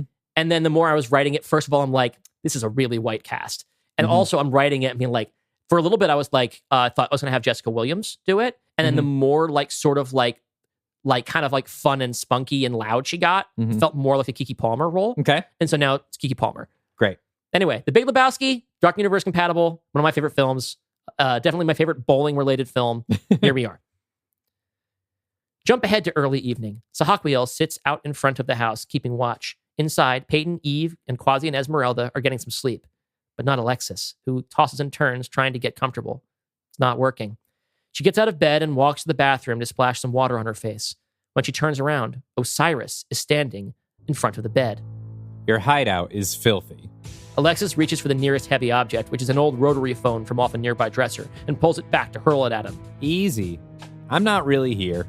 One of my mad scientists whipped up some sort of holographic communication gizmo. I just want to talk. I have nothing to say to you, you murdering bastard. I said I want to talk. I want you to listen. I had one of my people search for your faces on one of MI6's surviving computers. Turns out you're important. Alexis Rogan, hacker extraordinaire, keeper of the world's most secret and powerful supercomputer. But the even bigger secret is that you are the supercomputer. If I'd realized that you were somebody, I'd have invited you to dinner. I'd rather starve. Oh, I doubt you'll live long enough to do that. That is, unless you accept the job I'm about to offer you. Which is, I want you to be my prime minister.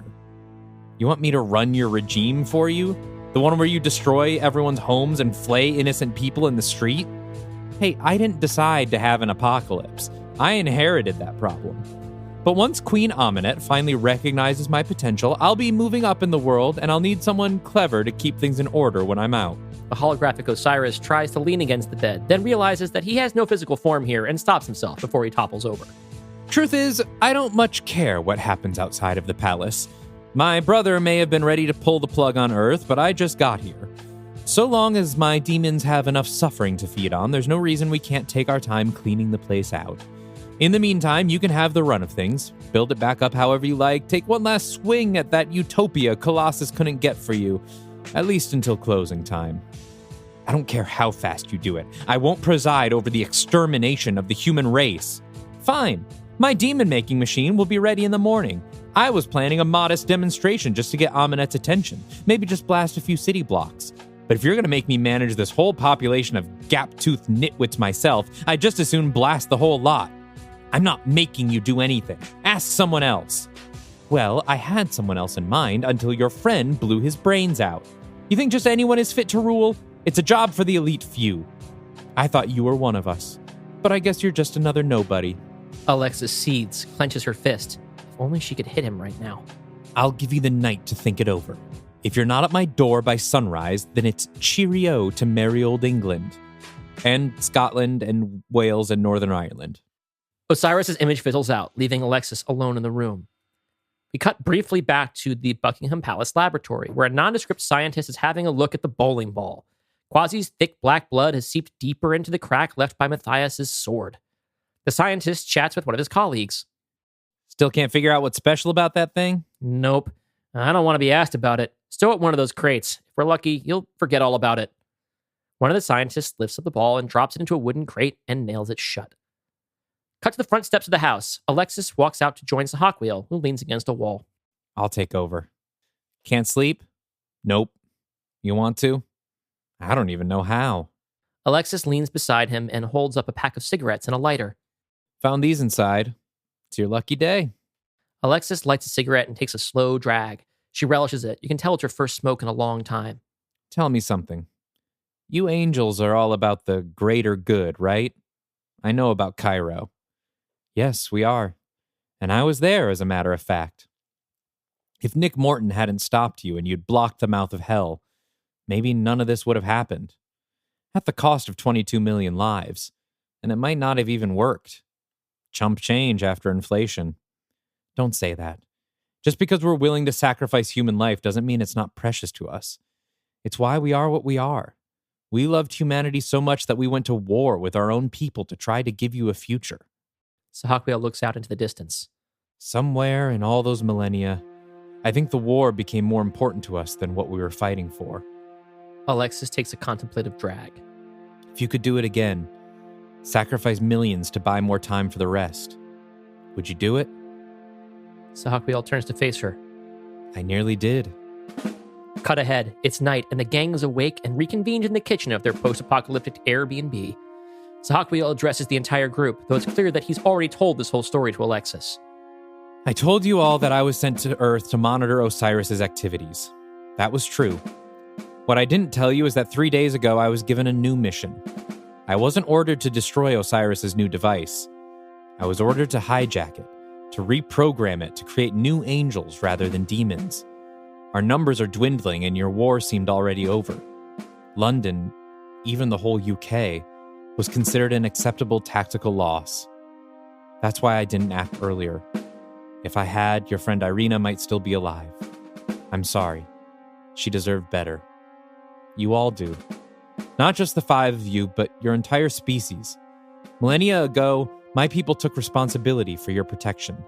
But time and time again, we've chosen to protect ourselves. I'm not going to do that anymore. I'm with you lot, to the end. Now Alexis addresses the team. Osiris expects me to play that same game. He thinks that the chance to govern his Britain will satisfy my conscience and my ego. So I say, we keep letting him believe it. Montage time. We cut to an exterior shot of the library where the gang geared up for the first op. Under the pale moonlight, our crew sneaks back inside. In the lower levels, they're pleased to find that their base camp is still intact. We see Quasimodo dig through his belongings and retrieve a new weapon for Sahawkwheel, a Quicksilver-infused katana left behind at Castle Frankenstein by Gwen Conliffe. Peyton powers up her mask machine and starts working on something. We don't see what. Since she doesn't have her bowling ball, Eve practices with a pistol, her first time using one since she used to paintball. She told her mom it was immersive art. Esmeralda announces her pregnancy to the group, and that she and Quasi plan to take some time off after this mission. Everyone congratulates them, and Alexis reminds Esmeralda that there's more than one way to fight for the future. The team keeps gearing up. Peyton approaches Alexis. Hey, since we're probably going to die, I just wanted to say... She struggles to get the rest out. Alexis lets her off the hook and extends a hand for a handshake. Good luck out there. You too. On their way out, Eve leans in close to Esmeralda. Hey, I gotta ask. He's been dead for 100 years and his boys can still swim? Oh, no. We used a donor. Someone Cassie referred us to with a really funny name. Keith Heap? And that's where we'll say Act 2 is over. Keith Heap, sperm donor. Yes. For Quasimodo and Esmeralda. Well, the backstory I came up for this is I think that at some point, now you created Keith and you created the dynamic, but I think that my thought was that he was potentially going to end up being a donor for Jenny and Carol. Ah, yes. Because he's got great bone structure. Yes. He's a great guy. Yeah. And they've got the brains between the two of them, right? It's fine. Or I guess probably Jenny would carry because Carol's not interested. So he had the cum in the freezer already. Well, no, it's just that he'd been vetted, right? And this would have happened, months before the end of the world, right? Probably certainly before Van Helsing happened. I mean, I guess it's been 6 months, so it would have been after Carol died. This is a good excuse for why Esmeralda did not come along in Van Helsing, because maybe she was in early stages of pregnancy. I hadn't thought about that, but yeah, she might have been kind of sick. But at this point, it's the end of the world, so there's not. But also, like, first trimester stuff is like, I mean, everyone's different, right? But that's when you're like sick all the time. Yeah, she's puking. She's got the swollen ankles and stuff. Yeah. And then there's the period of time where you can go on bike rides and play tennis or whatever the fuck. I mean, everyone's different, right? But yeah, so there was my little Keith. At some point, Keith was going to be the pilot of the plane. And he was going to be a guy that he was going to be popping his head in all the time to do little things. Or the joke was going to be that everyone thinks he's flying the plane and Peyton, or rather we're led to believe he's flying the plane, and Peyton finds that a terrifying prospect. And then at some point, he just starts walking around with the planes in flight, serving drinks. And she's like, who's flying the plane? He's like, I have a pilot flying the plane. We call him Captain Keith because he likes it. And the outfit looks great. I think the one thing this script is missing is Jekyll the Corgi running around. I also planned for Jekyll the Corgi to be in the movie. There are so many. All right, the Brixton Bloodhounds were going to make an appearance where they were going to be killed in an opening, in a scene to establish the threat. Yep. Except for Shopa was captured, and we had a really cool scene with her kind of like standing up to Matthias before he kills her. That was going to tie into a whole subplot that I cut, that I'm actually now, I think the movie's better without it, but I can talk about it more in the future. Jared was going to survive, and he was going to continue to play a role and show up in the climax. I wrote that whole section. Jared's gone now. It was funny that no one mentioned the Brixton Bloodhounds and the characters they expected to see. The more I'm writing, is I'm realizing that a lot of the fan favorite stuff, I realized, like, these are kind of like my favorite castaways, not necessarily the fans' favorites. It's just been a long time since we saw the Bloodhounds. Yeah, but that's the thing. Like, my feeling about this is I realized that more than it being about fan service, what I was trying to do was, since we have the Dark Legion, rather the Death's Door saga coming to an end, I wanted to close as many loops as possible that we probably won't have time to close in Hell on Earth. Yeah. I wanted to find out what happened to a lot of characters, including guest characters, right? And believe me, everybody on that list that the fans picked out, almost all of them were considered. Even the Snake Boy? Even the Snake Boy, very briefly, I was like, should they... All right, so the reason why the story takes place in the UK is because originally it was centered around something that Sophie was doing. Sophie, we're past the point where this is going to matter, so I'll talk about it now if you don't mind me taking a couple minutes. Yeah. Okay, so this was set in the UK because originally when they were, there was going to be a tease early on where Shopa is being interrogated by Matthias, and they can't get anything out of her because she is completely without fear or pain. And so, like, she's basically laughing at him when he kills her. And she won't tell them where, like, apparently there's more people and they don't know what's going on. And she dies without telling them a thing. And then we weren't going to hear about that again for a while. And then when they go through the sewers, instead of coming out into a completely abandoned town, they were going to come up and find a mysteriously, totally, like, idyllic and a normal little neighborhood that seemed unaffected by the apocalypse. And this was New Midwich. This is a place that Sophie had set up. And the way that she's done this is, before Death's Door opened, she decided to try a new way, a friendlier way to subjugate humanity. Mm-hmm. And she simply rid all of the population of this town of any fear, anxiety, or despair. It made them happy and compliant, and she could get done the things she wanted to get done because she believes it's her role. Her role is that she's supposed to, like she's much nicer about it, but she still does kind of believe that she should rule the world. Sure. Right?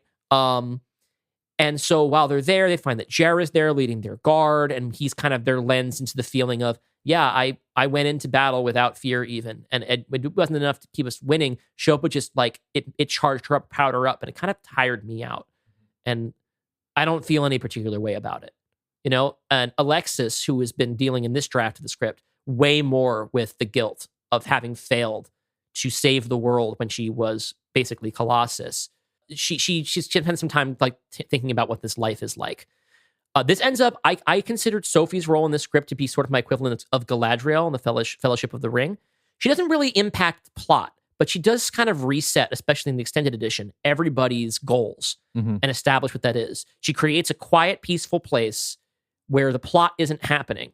But what's happening on top of that is there's also a little bit of social commentary, if you can believe it, about how it's possible to continue living your life through the apocalypse only if you have decided or removed your ability to care anymore. And you've just decided, well, it's over.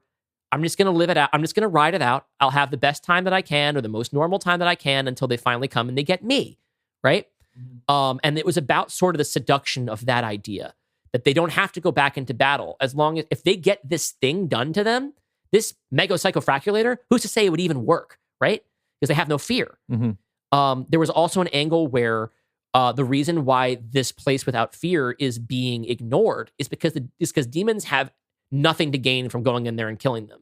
There's no fun in slaughtering a bunch of people who aren't afraid of them. They have nothing. There's no fun and there's nothing to feed on. Yeah. So that was where the second half of Act 2 took place, and there was this whole extra stuff.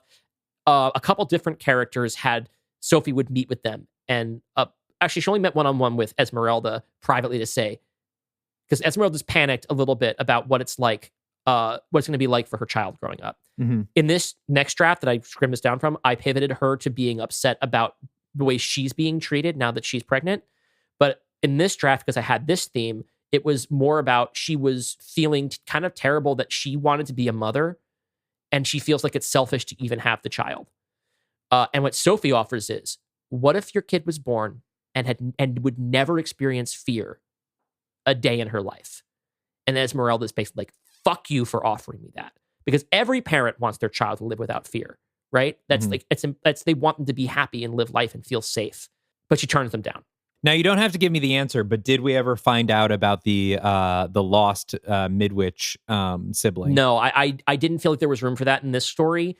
And, who knows with further guest pitches or studio mandates, I wanted to make room for that to be entirely its own story. Okay. Then let's move on to Act 3. Okay. Cut to the grounds of Buckingham Palace at daybreak. There's a long line of human laborers queued up outside, already tired before the workday begins. We find Osiris standing inside and looking out a picture window, overseeing the work and waiting for Alexis. Igor approaches him. The protective field will be operational by 10 a.m. today, sire. Sweet. I want the mega psychofraculator rigged to activate at 10 a.m. on the dot. And in case our super genius hacker and her friends don't play ball, I want those controls encrypted like an absolute motherfucker. Do you understand?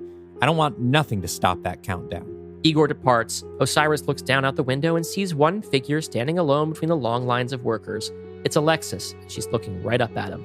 Osiris claps his hands with delight. Speak of the devil. Osiris turns to the camera. Too soon.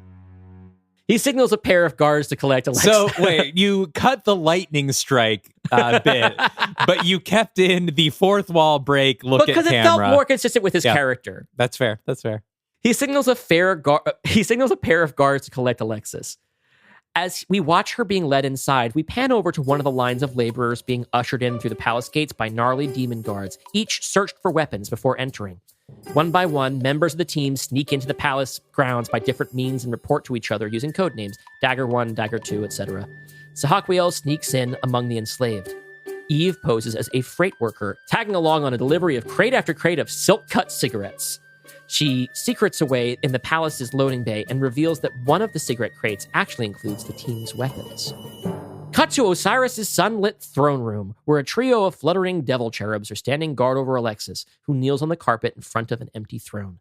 The bloodstains from the late Secretary of State are still visible next to her. Enter Osiris in a terrific mood. Alexis, I knew you'd see the logic in this arrangement. This'll be fun, you'll see. I'm here to save lives, that's all there is to it. Come on, stand up. You're one of the elite now. Aside, Osiris asks the cherubs. You searched her, right? They nod. From a rooftop blocks away, Esmeralda uses her sniper skills to shoot a zip line to the palace's upper floors. Quasimodo slides across it with his chain weapon. When he's detected by floating demon patrols, Esmeralda picks most of them off from a distance. Then, Quasi wraps his chain around another and rides it through a window into the building. He uses his wristwatch to signal Esmeralda that he's made it inside safely, after which she cuts the zipline and starts climbing down the building. Cut to Quasimodo wrestling with a demon with giant spiders for hands. It's a real knockdown, drag-out down a hallway, denting walls and destroying many a precious royal display of item. I'm now really wishing this was just rat hands. He should be fighting rat hands. Quasimodo, strike that. Quasimodo is fighting rat hands. The rest of the details of the fight got cut anyway. You mean the scientist demon, rat hands? Yes, the demon that's rat hands. Okay. Quasimodo is fighting rat hands now. I'd also love to do something with the virus demon we saw in Act 2, maybe in another draft. Sahaquiel, inside, hurries down a hall, reading the numbers and labels on the doors as he passes. He hears a sound behind him, like bare footsteps, only not. But he sees nothing. He finds a particular storage room and ducks inside. It's dark in there, only a little bit of sunlight peeking through the transom. Dagger 3, I'm at the drop point. Eve comes in over the comlink. Sit tight, Dagger 2. I'm not far, though I think I'm coming from the other direction. You know, I'm going to pop in with a cute suggestion. Hit me. Instead of daggers for code names, what if they're Blue Raja, Red Raja, Yellow Raja? Sure. Because if we're following Mystery Men reference for those who haven't seen it. If we're following there to be more Mystery Men reference, honestly, a cute thing would be if each of their code names was a different team member from the original Mystery Men. Yeah, Mr. Furious. Like Quasimodo's Mr. Furious, and let's see, who's the Spleen? The Spleen is Peyton's the Spleen. Yep, Alexis the Spleen, is the Sphinx.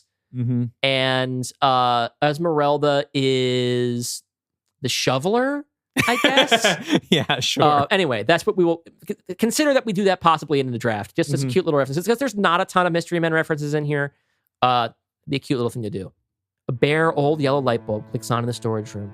The bulb hangs from a thin metal chain, which dangles a still thinner activator chain, which has just been pulled by Irina. She's dressed in something clingy, and she's giving Sahaquiel the look.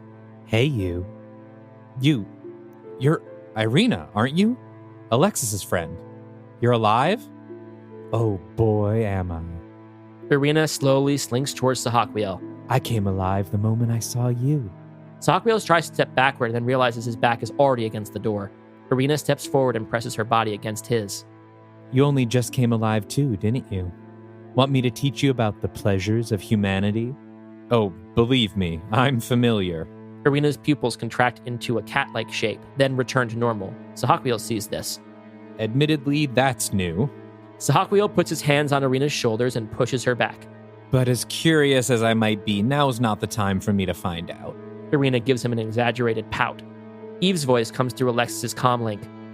Dagger 1, who are you talking to? It's Irina, but I think maybe something's wrong with her. Nothing's wrong with me. I thought there was for such a long time. How could I have done such terrible things? I used to be such a good girl. The back of Irina's eyes reflect in the light. Eve rushes down a familiar corridor, the one near the exploded bathroom from earlier. It's still a mess here, demon bodies scattered about and blood soaked into the carpet.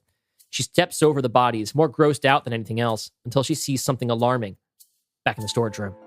You've been trying to save the world. As far as I'm concerned, that means you're still good. Oh, but I want to feel good. And you're so my type. Eve's voice in the comlink. Dagger 1, that is not Irina! Cut back to Eve in the hall, standing over Irina's dead body, her head split wide open. It's her worst nightmare! In the closet, Irina suddenly transforms, her face contorting into a cat's, an angry one. She leaps forward, her hands outstretched with freshly manifested claws on the end of each finger.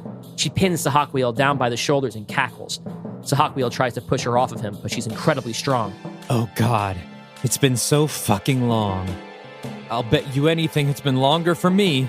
He manages to get his knee up between himself and Irina and then knock her backwards towards the closed door. But I can keep my hands to myself.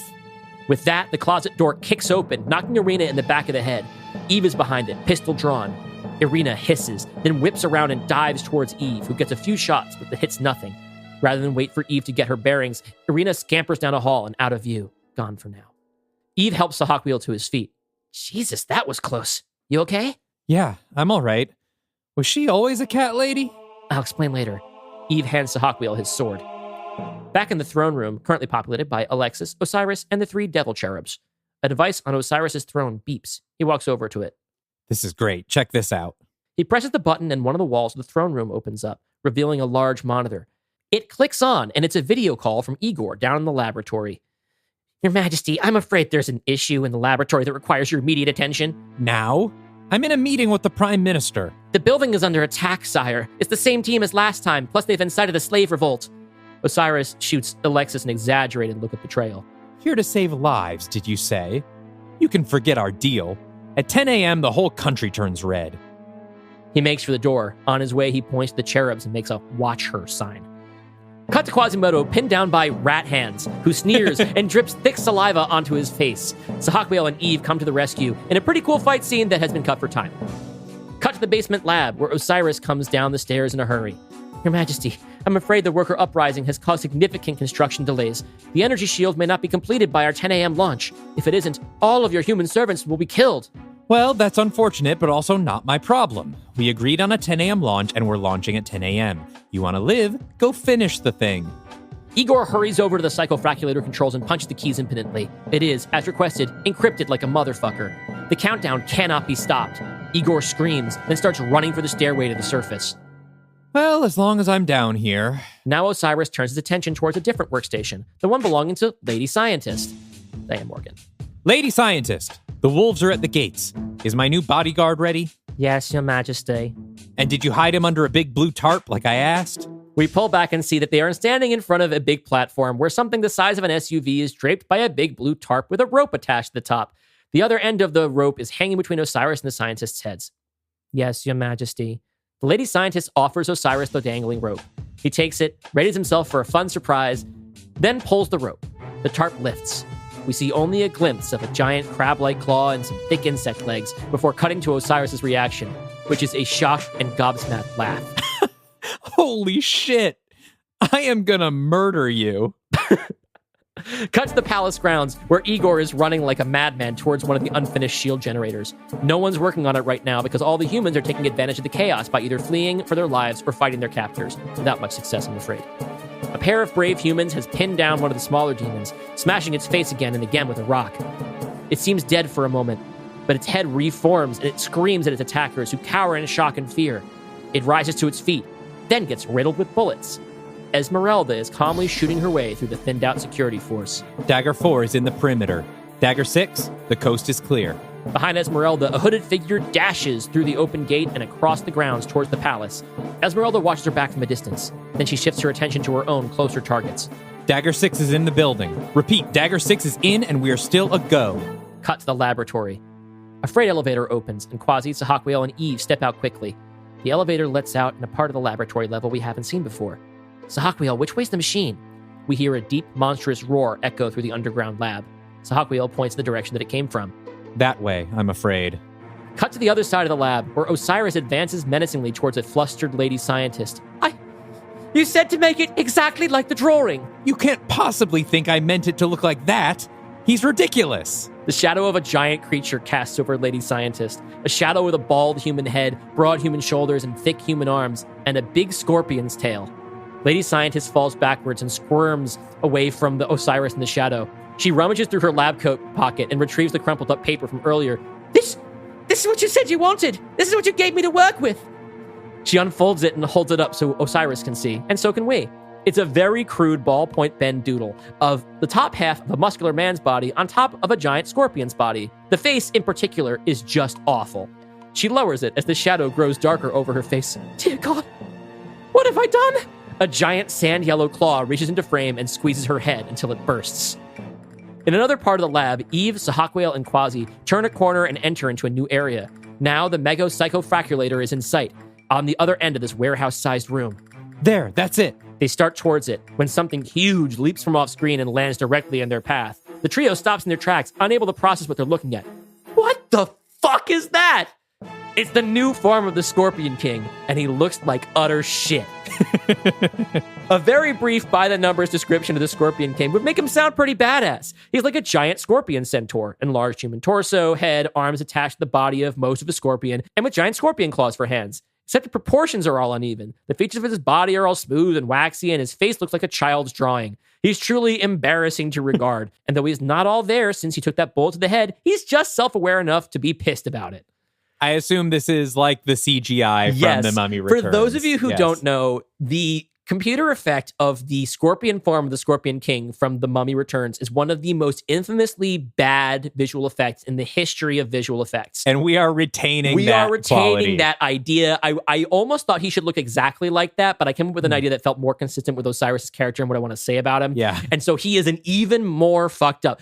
If you're not going to use the exact thing, what do? An even more jacked up Scorpion King, which is the big heavy at the third act of our film. Dwayne Johnson would never sign on for this, but that's okay. The Scorpion King growls a big Dwayne Johnson growl, and our three heroes manage to choke down their laughter in time to jump out of the way as he strikes forward with his bloody claw. The Scorpion King plays defense, preventing any of the three of them from getting past him to the Mego Psychofraculator.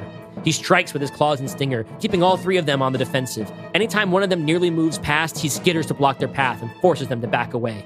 Cut to the palace grounds above, where Igor kneels next to one of the shield generators, working frantically. "Blast this stubborn machine!" a voice from behind him. Hold it. Igor puts his hands up without hesitation as Esmeralda approaches with her pistol drawn. "Please allow me to finish my work. It's almost 10. What happens at 10? At 10 a.m. precisely, King Osiris will activate the Mega Psychofraculator, and every human within 500 kilometers will be devoured from the inside by a terrible creature of their own imagining. But if I finish this machine, everyone in the palace grounds will be safe." Esmeralda holsters her weapon and checks her watch. It's 9:52. Can you finish it in time? No. Not without help. Esmeralda takes a knee and rolls up her sleeves. Walk me through it. Would Esmeralda know Igor? No. Even though Igor worked at the ski resort? Hey, actually she would know Igor. They could have a whole conversation about what the fuck he's doing there. Yeah. And that would actually make what happens later make more sense. Thank you for reminding me that they would be acquainted. Yes. Down in the lab, Sahakweil once again makes a break for the Mega. Dalton has probably cut all the other fuck-ups up, but I have such a hard time saying Mega Psychofraculator. I haven't been able to. You would too. Because I think every time you've said Mego Psychofraculator, so it's just going to be like that. Sahakweil once again makes a break for the Mega Psychofraculator, and even briefly makes it past the Scorpion King, but the monster reaches past and snatches him off the ground with one of his claws. Sahakweil screams and drops his sword as some of the Scorpion King's claws' bony spines dig into his chest. Quasimodo rushes to his rescue, wrapping his quicksilver chain around the Scorpion King's arm. The Scorpion King's skin burns, and he shrugs off the pain. There's simply too much meat for the chain to burn through. Eve aims a pistol and fires a few rounds, but despite his size, the Scorpion King is quite agile and evades gunfire just as easily as he did in his previous form. She spends the last of her ammunition. Cut to Esmeralda and Igor working on the last shield generator. Igor gives some technobabble instructions, which Esmeralda struggles to follow. In her frustration, she growls, "Damn it, I wish Peyton was here to do this." Peyton's voice rings through the comlink. "Yeah, well, I'm in the middle of something." We cut to the hooded figure crawling through air ducts with a flashlight in her mouth, blinding us from seeing her face. Osiris returns to his throne room agitated, expected to see Alexis and the three imps in front of the throne. Instead, he sees 3 dead devil cherubs on the carpet, and Alexis sitting on his throne. What? How? Easy. I'm smarter than you. I'll kill you for that. Okay. Okay, what? Okay, kill me right now. Just do it. You're a god of death, right? This should be a snap.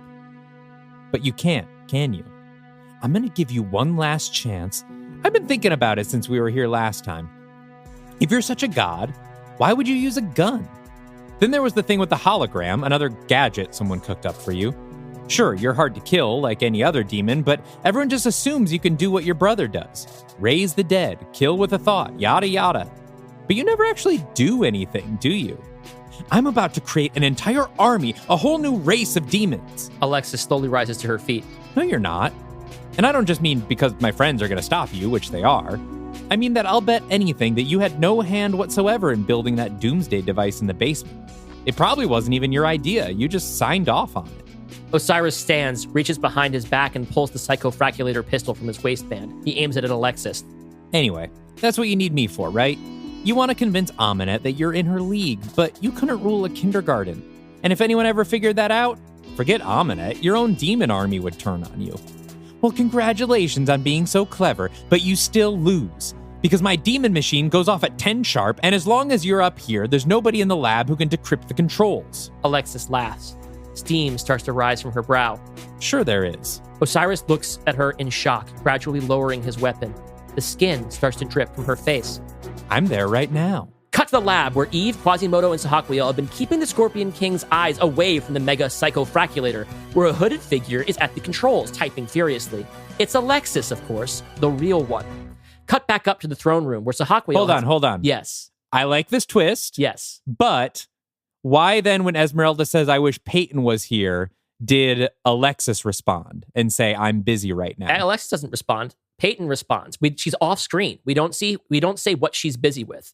At that moment, she's sitting on the throne waiting for Osiris to show up. But we cut to Alexis in the... So we're hearing someone else talk. We heard Peyton speak in her own voice, and then as a misdirect, we cut to someone whose face we don't see holding the flashlight in her mouth, crawling through vents. That's Alexis, the real one. See, I thought about this. Okay, just double check. Cut back to the throne room, where Osiris has flipped on a monitor of his own and is seeing this for himself. Furious, he looks back to where Alexis, actually Peyton, has been standing, and she's already taken off for the door. By the time he collects himself and gets a shot off with the psychofraculator pistol, she's already outside. Osiris seethes with rage and darts after her, getting out to the hall just in time to see her disappear around a corner in the opposite direction of the lab. He's momentarily torn between revenge and his greater plan, but for once he makes the wiser choice and starts towards the laboratory. Downstairs, Quasi, Sahakwiel, and Eve are in dire straits. Eve is out of ammo, Sahakwiel is locked in the tight grip of Scorpion King's claw, and Quasi's fighting him alone. Eve spies Sahakwiel's sword on the floor and runs for it. She picks it up and charges forward to help the boys, but is immediately swatted back by a giant claw. Can't get close enough. She has a thought, then shouts, Quasi! Before realizing how stupid that is. Shit, how do I get his attention? She looks down at the blade and sees her reflection. Epiphany.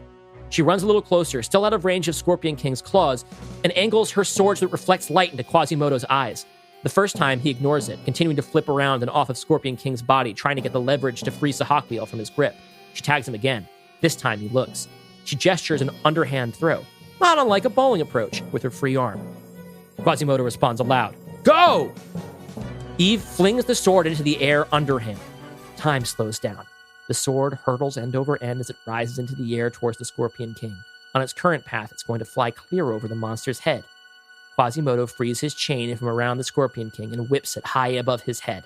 Just as the sword passes over it, it wraps around the hilt. Quasi becomes an anchor for the sword's momentum and swings it around in a wide circle around the battle, then does a backflip off of the Scorpion King's head and whips his arms back down.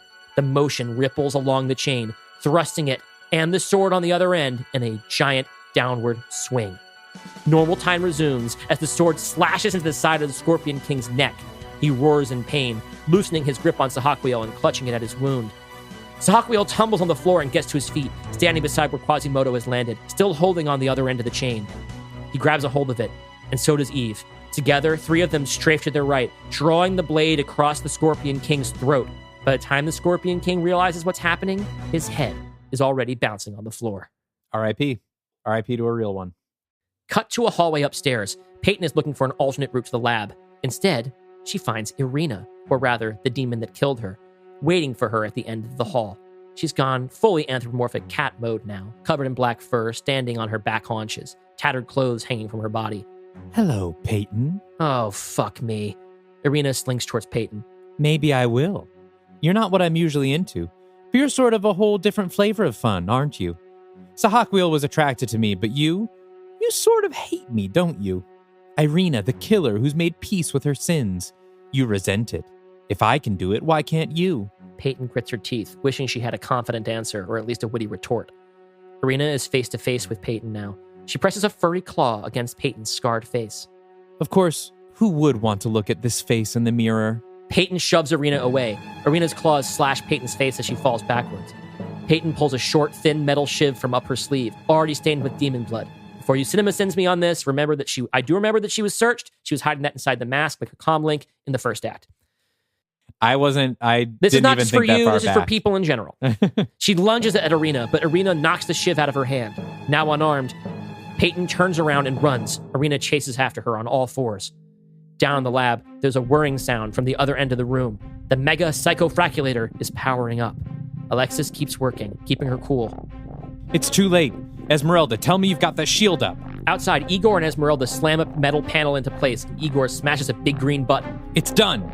The shield node glows green, followed by the rest of the units around the building. A green bubble forms around the palace, stopping at the curb. The lab downstairs is awash in green light, except for the mega psychofraculator, which still glows red.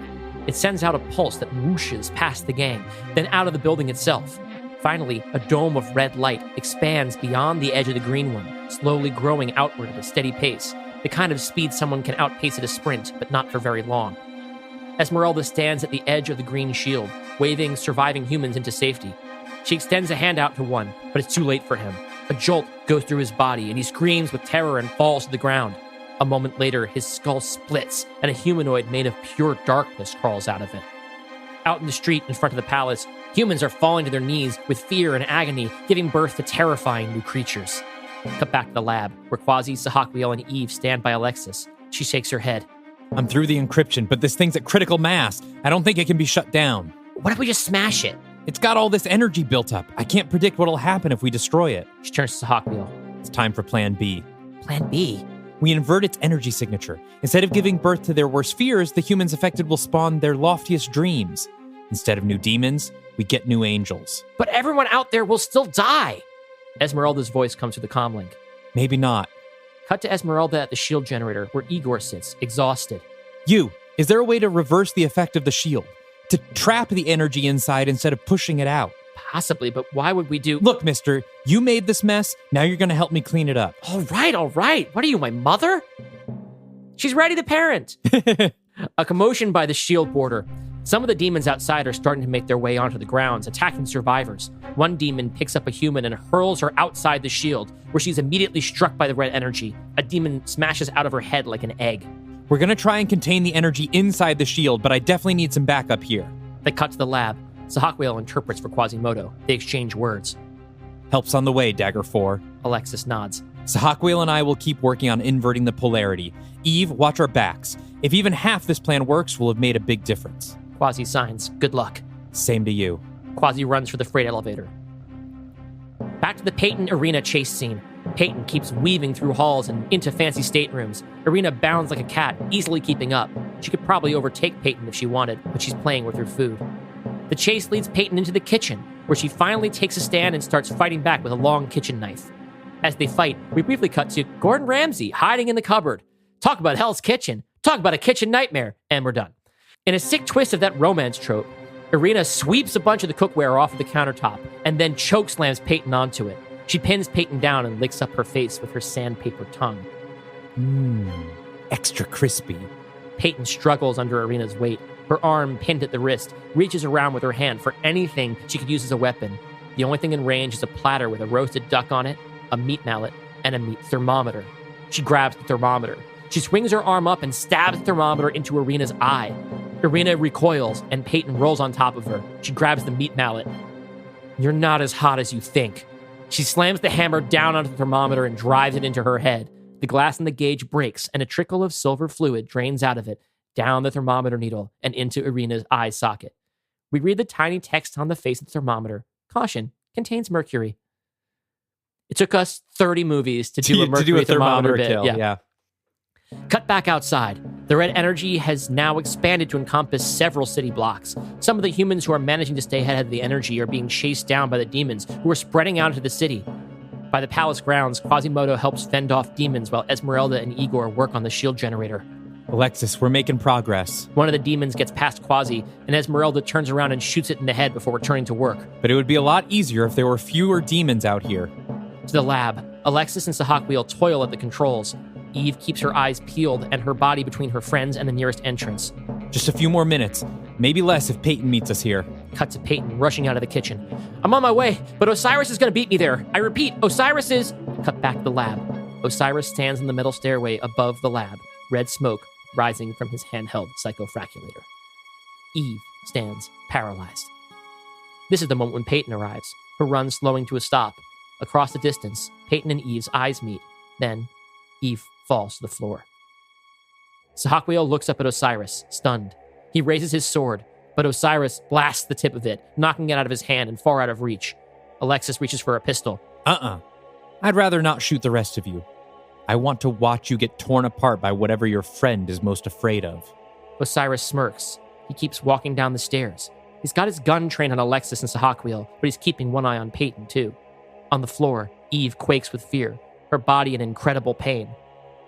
Her friends look on with tears in their eyes. Close on Eve with her eyes shut tight. Then, she suddenly relaxes. We hear a voice, or maybe it's a voice in her head. Hey, kid. It's okay. Something bursts out of a wooden crate and rockets across the lab, knocking over machines and tables, smashing through boxes. To everyone's shock, Eve begins to rise to her feet. Joke's on you. Osiris turns around to see the source of the racket and is pounded in the face by a hard-flying object, an orb about 20 centimeters in diameter. It changes trajectory. Eve reaches her hand up and it slips perfectly onto her fingers. It is a translucent bowling ball with a skull inside. Only now the ball's got a red and black tint to it, infused with Quasimodo's blood. I'm not afraid of anything. Eve takes off into the air and winds back a bowling ball-fortified Superman punch, cracking across Osiris's head. He staggers and Alexis draws her pistol, firing 4 rounds into his chest. Osiris howls in pain, still clinging to life. Sahakwiel grabs the katana off the ground, charges forward and stabs it downward. The blade digs 3 inches into the top of Osiris's head. His eyes roll up, crossing to see the blade, just before the bowling ball arcs out of the air and drives it through his entire body like a nail. Osiris crumples to the floor, dead as dead gets. The ball rushes back to Eve, who catches it in a hug. There's a quiet, tender moment. Then she laughs like he's told a joke. Shit. Back in my life for 30 seconds, already making me laugh. Quasimodo signs to Sahakwiel. What did he say? Sahakwiel signs back. How should I know? Wait, you guys can't hear him either? Here's my pitch for the voice of Eve's dad, Okay. even though it's just one line. Coleman Domingo. Perfect. Great. At the shield generator, Igor twists 2 cables together. It's ready. All we need to do is flip this switch. Esmeralda stands over his shoulder. Just that? Nothing else? Yes. Good. Esmeralda cocks her pistol and puts a bullet in the back of Igor's head. We're all set here, Alexis. But if I reverse this shield before you invert the energy, all of us will die. Have you got it? Cut to downstairs. Still leaning on Sahakwiel, Alexis punches some keys on the device console. There. We're ready. Do it! Alexis punches a key. There's a pulse through the room, like there was when the device first turned on. This pulse is white. Outside, the white pulse escapes the shield radius, replacing the red one. Inside the field, nothing changes. The demons are still demons, and the dead are still dead. But on the edge of the white glow, a curious bystander reaches his hand into the glow and then steps into it. His body lurches back and he takes a deep, ecstatic breath as his head cracks in half. From inside his skull, a beautiful, gleaming white bird launches into the sky, sparks of light trailing from its feathers. Outside by the shield generator, Alexis, Peyton, Sahakwiel, and Eve join Esmeralda and Quasi as they defend a group of humans from the thinning demon horde. Sit rep. Esmeralda indicates the switch Igor showed her earlier. Flip this switch and all that energy gets drawn back here instantly. Which means somebody has to stay behind. Sahakwiel steps forward. That should be me. I was sent here to make new angels, and I ended up costing them one. The least I can do is replace myself. Alexis sits on this. About time one of us made a sacrifice, don't you think? Alexis gives him a sincere nod of approval. Thanks, Angel. Eve interjects. Hey, Dad and I are loving these good vibes, but the bubble's still growing and there are a lot of people out there. Everyone exchanges their goodbyes to Sahakwiel. And off they run. We watch as Alexis, Peyton, Esmeralda, Quasimodo, and Eve hurry towards the edge of the green shield, rallying the rest of the survivors alongside them. Sahakwiel stands at the shield console, watching them, his hand on the switch. This will take careful timing. The gang and their protectees run ahead in a single line, side by side, so they hit the perimeter at the same moment. Sahakwiel takes a breath, and then... Now! He flips the switch, and from above we see the wave of white energy retreat suddenly towards the palace. Our 5 remaining team members and the survivors leap for the edge of the shield and cross the threshold at the exact moment that the wave passes through. Inside, the white energy coalesces around the palace. Sahaquiel looks up at the heavens and gasps. As he exhales, his head opens up, and the new, beautiful angel, still played by Shuti Gatwa, emerges from it. The new angel floats into the sky, looking down at his predecessor with a proud smile.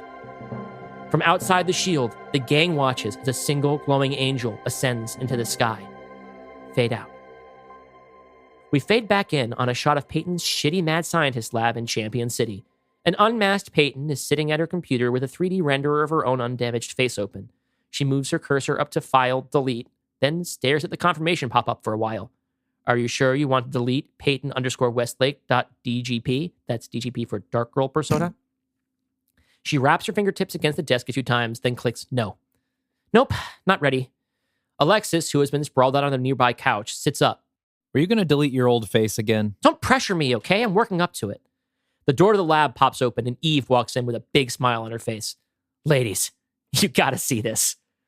We follow as Eve leads Alexis and Peyton down the stairs to the street. So remember when I suggested putting up some flyers around Champion City to see if anyone wanted to join our team? Yeah, I remember suggesting you not do it. Well, I ignored that, and well, it looks like we got a lot of takers. They exit the building and see dozens of people in silly costumes waiting to come inside. Well, shit, let's bring them around back before the zombies eat them. Cut to Alexis, Peyton, and Eve sitting at a plastic folding table behind the laboratory building. Eve's bowling ball is perched in the center of the table, skull facing out. One by one, wannabe heroes step up to the audition table and make their case as the backing track of a familiar pop hit simmers in the background. Good afternoon, I'm the shoveler. I shovel well. No thanks. Next. I'm the spleen. And what do you do? Pull my finger. Eve, do not pull that man's finger. I'm Roy. I used to go by Mr. Furious, but I've been kind of trying to work on my anger and my self-image. Next. Janine Garofalo steps up holding a bowling ball. Nope, we've got one already. Move along. God damn it. As we cut to black, the music swells and the hook kicks in. Hey now, you're an all-star. Get your game on. Go play. Hey now, you're a rock star. Get the show on. Get paid. All accolades go. Only shooting stars break the mold. It's a cool place. Mid-credit scene. We fade in on the interior of a church, ancient, abandoned, but still beautiful. The new angel born of Sahaquiel enters its empty halls. We hear every creak of its wooden floorboards under his bare feet, but as he walks, the floor behind him seems to clean and polish itself. He's making the place new as he travels.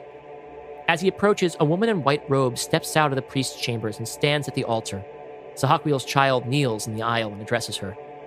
I am Sahaquiel II, my lady, and I am at your service. The holy woman speaks. It's definitely the voice that the first Sahaquiel was receiving orders from, but now that we can hear it clearly, it's unmistakably the voice of Evelyn O'Connell, played by Rachel Weisz, looking as heavenly as ever. Rise, Sahaquiel. She steps off the altar and greets him with a kiss on each cheek. Have you come to convey your father's regrets for abandoning his mission? No, my lady. My father had no regrets in the end. And neither have I. In fact, I'm grateful to him. I've known so much loss in my life. My family, my friends, even heaven itself. I've grown so hard. I think I needed someone to show me that it wasn't over yet, that there were still people out there worth saving. And to tell the truth, I feel more like myself than I have in half a century. Evelyn takes Sahaquiel II gently by the arm and walks him past the altar from where she emerged. Come along now.